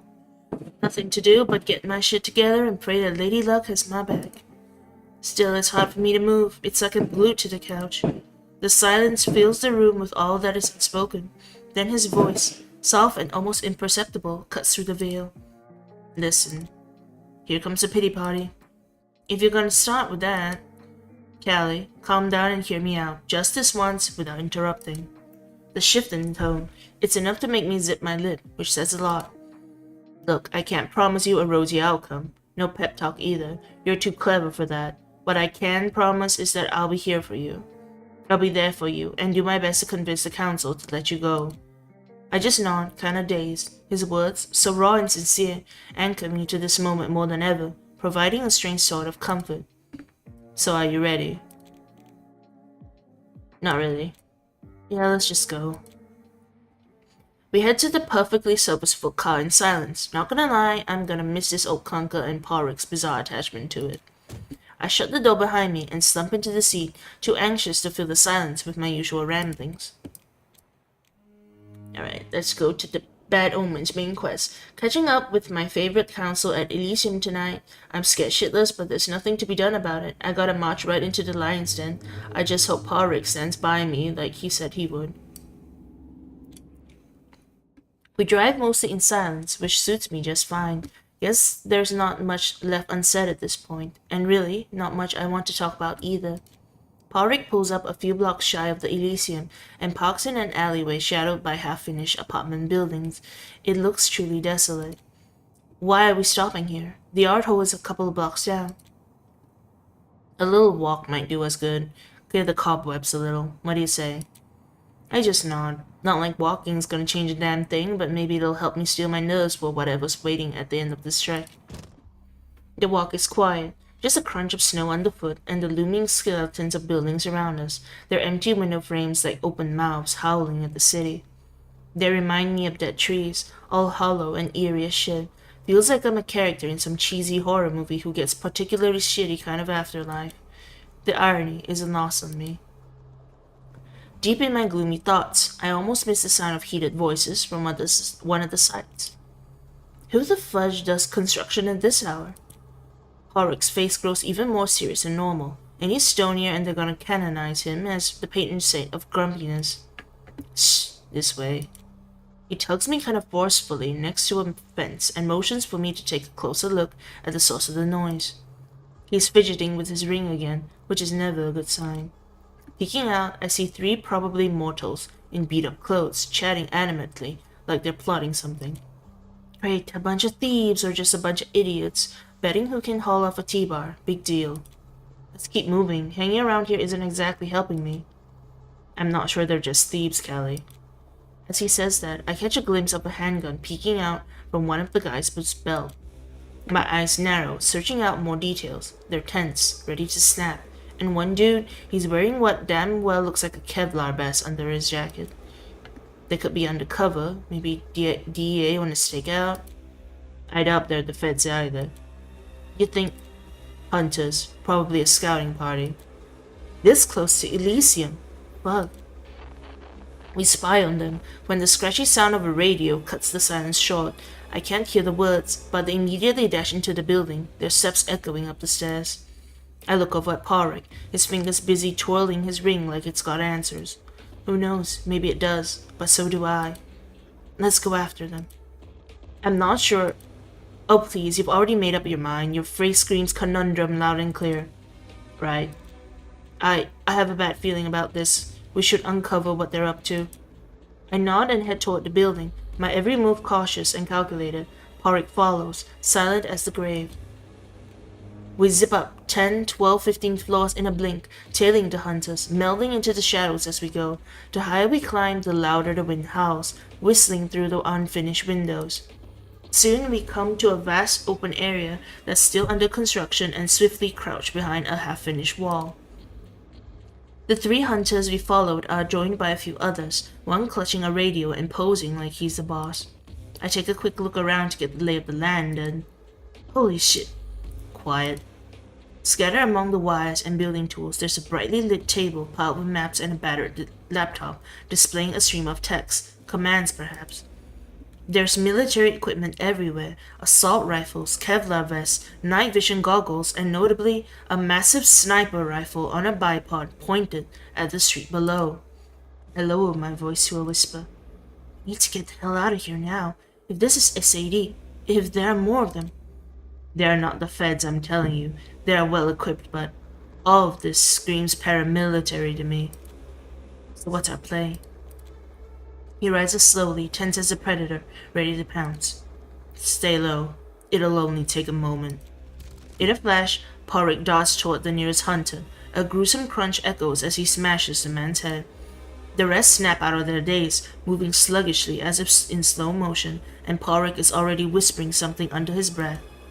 I catch maybe half of the words escaping his mouth, all of them mundane, direct, normal, but every single one of them makes me want to dunk my head underwater to escape their soft, incessant onslaught.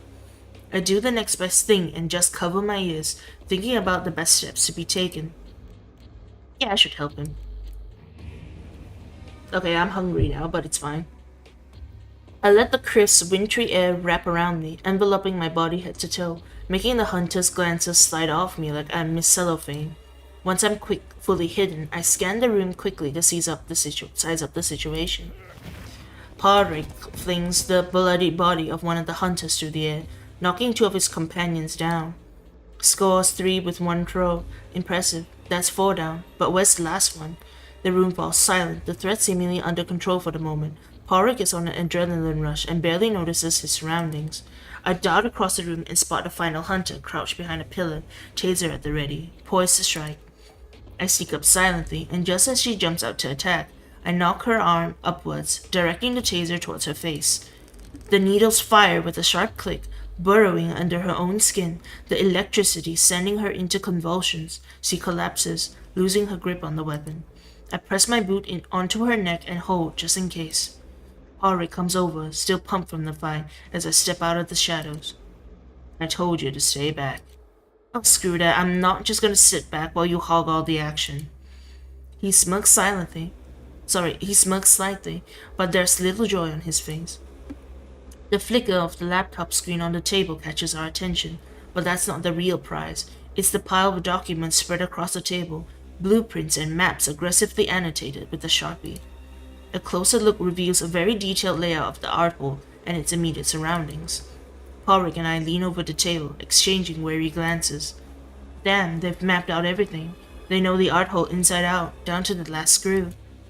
Seems like they have been at this for weeks.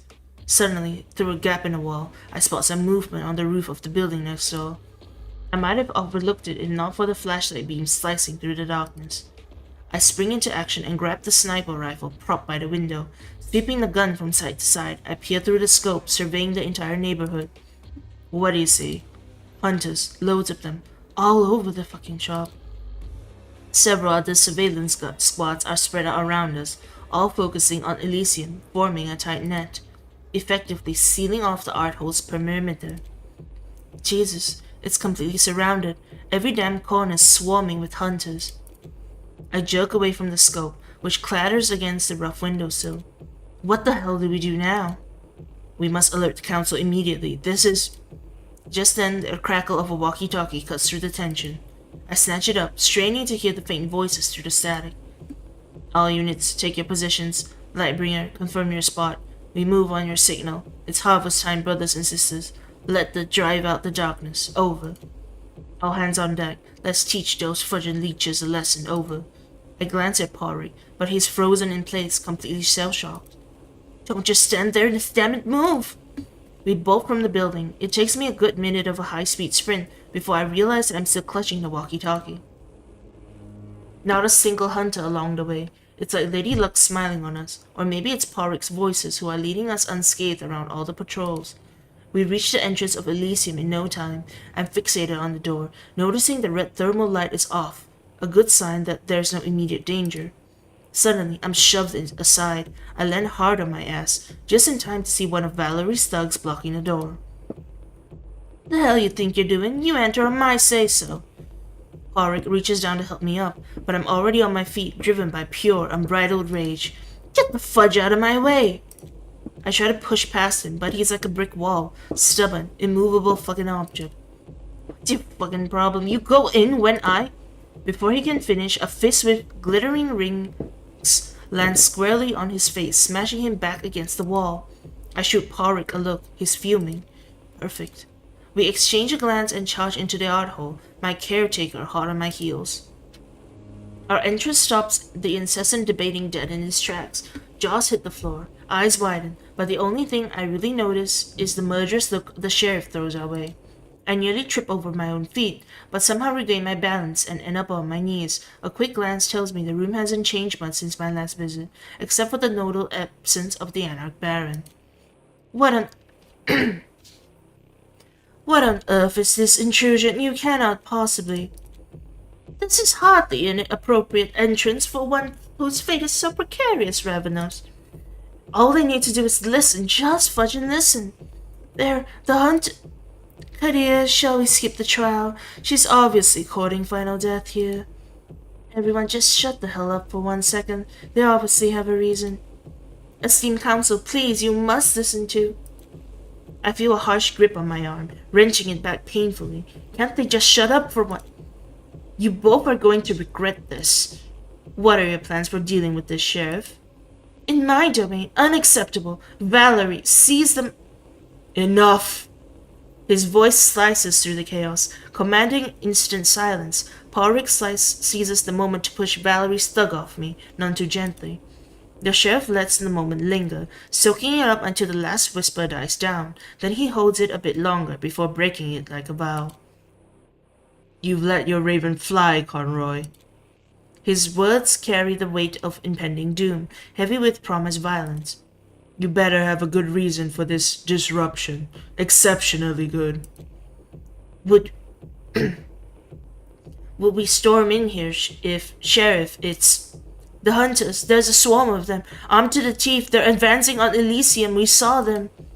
My shouts bounce off the walls, and suddenly everyone's too stunned to speak. The silence drags on and on. Should this prove to be yet another one of your schemes, Raven, I swear, this is preposterous. There's simply no conceivable way that you're all completely out of your fudging minds. Just listen to her. Their ears are closed, sealed shut. They're too fudging obstinate, too damn set in their old tired ways. It's nothing but endless prattle with them, the constant yapping of those drunk on their own authority, blind, so deliberately blind to the actual dangers lurking beyond. We're screwed, every last one of us. Lightbringer, the FBB is ready for launch. Countdown imminent. Over. Did the man name this fudging thing or what? 𝑃𝒆💄 gives me a look, eyeing the walkie-talkie in my hand. Of course. I straighten up and slam the walkie-talkie down over their oversized, ludicrously grand table. The quarreling stops. They're all ears now, listening to the hunter comms. This is Lightbringer. We're green for launch. Initiating countdown. 10, 9. Holy shit, they're actually going to... The sheriff twitches as if breaking out of suspended animation. Understanding blooms on his face like blood on broken skin. Evacuate the premises. Now! Everyone, go! Go! Just like that, it finally clicks for them. But it's already too late. 6, 5. I bolt, no idea where to, just following the mob in some desperate hope that... 3, 2. The last image seared into my mind is 𝑃𝒆💄's face just before... 1.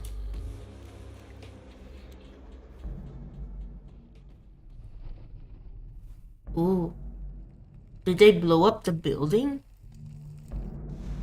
I think they blew up the building.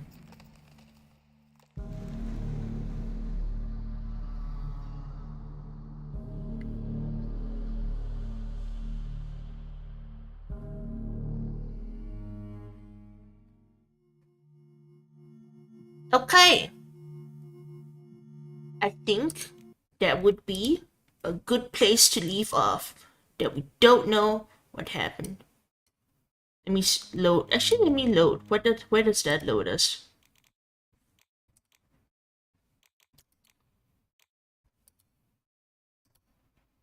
Okay, it loads us here.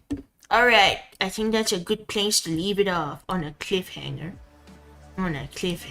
Well, pretty lady. Yeah, our MC is very pretty. A lot of vampire gaming. Yeah, a lot of vampire gaming.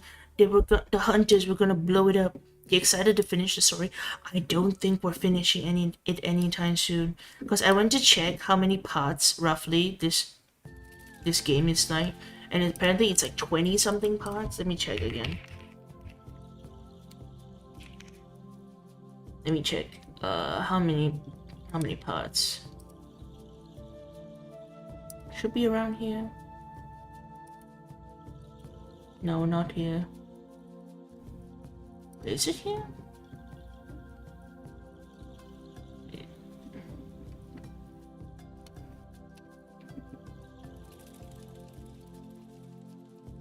Wait, am I way ahead? Hold on.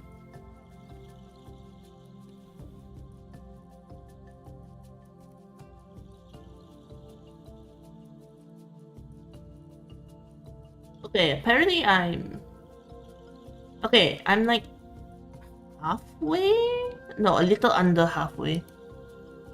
Not gonna chat for a bit. I don't know. You guys want to chat about something? I don't really have much to chat. It's sort of synced. I'm just behind. Okay, I'm just checking like how much.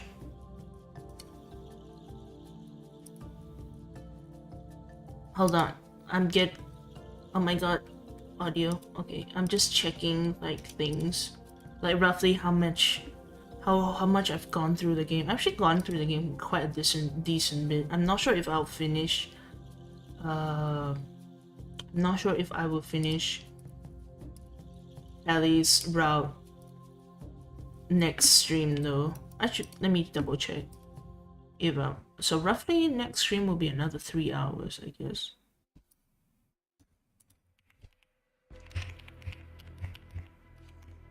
Hopefully the egg making goes well. I'm not gonna make eggs. I'm just gonna watch your video.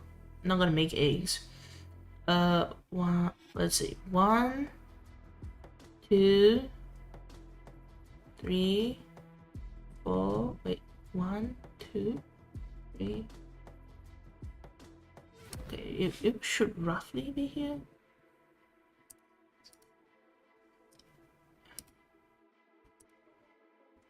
You don't have to make it.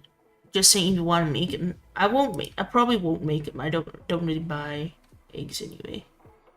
Wait. Oh wait, no, that's the wrong one. Wait.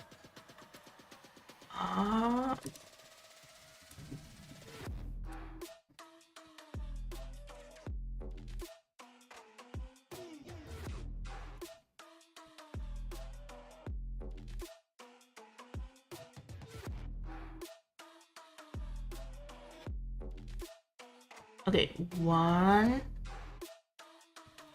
2, 3. Should end up around here.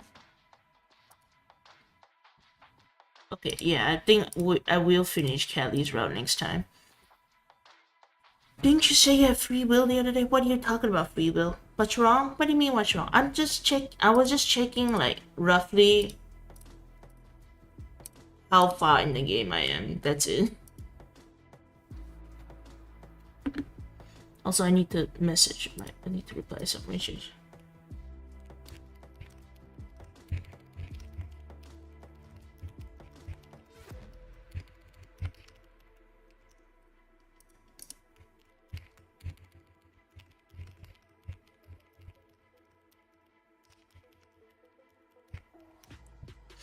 Yeah, not really much to do. Tomorrow we are not streaming. Tomorrow we have a day off. But day after that, I think we're playing 108 Silly Ways to Die. Let me double check.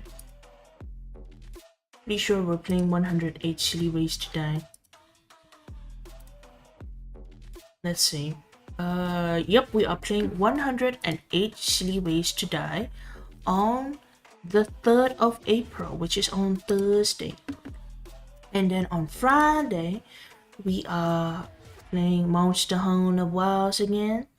And then on Saturday, we will do yapping then and have Jackbox session. So maybe we don't need to yap so much today because actually my throat, not really my throat, but like I feel like I need to rest my voice. I'm sorry. I can't stay so long today. Monster Hunter. Yeah, Monster Hunter. Let me see if anyone's here. Capricorn's here.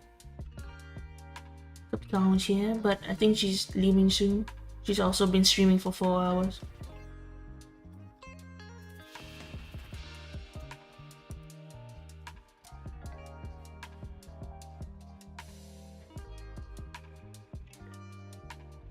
Who else is here? Oh wait, Rika is on. I'll send you guys to Rika. I looked up Monster Hunter, my Xbox, you have Game Pass, you don't have worse, you have the one before. You mean Rise? You talking about Monster Hunter Rise?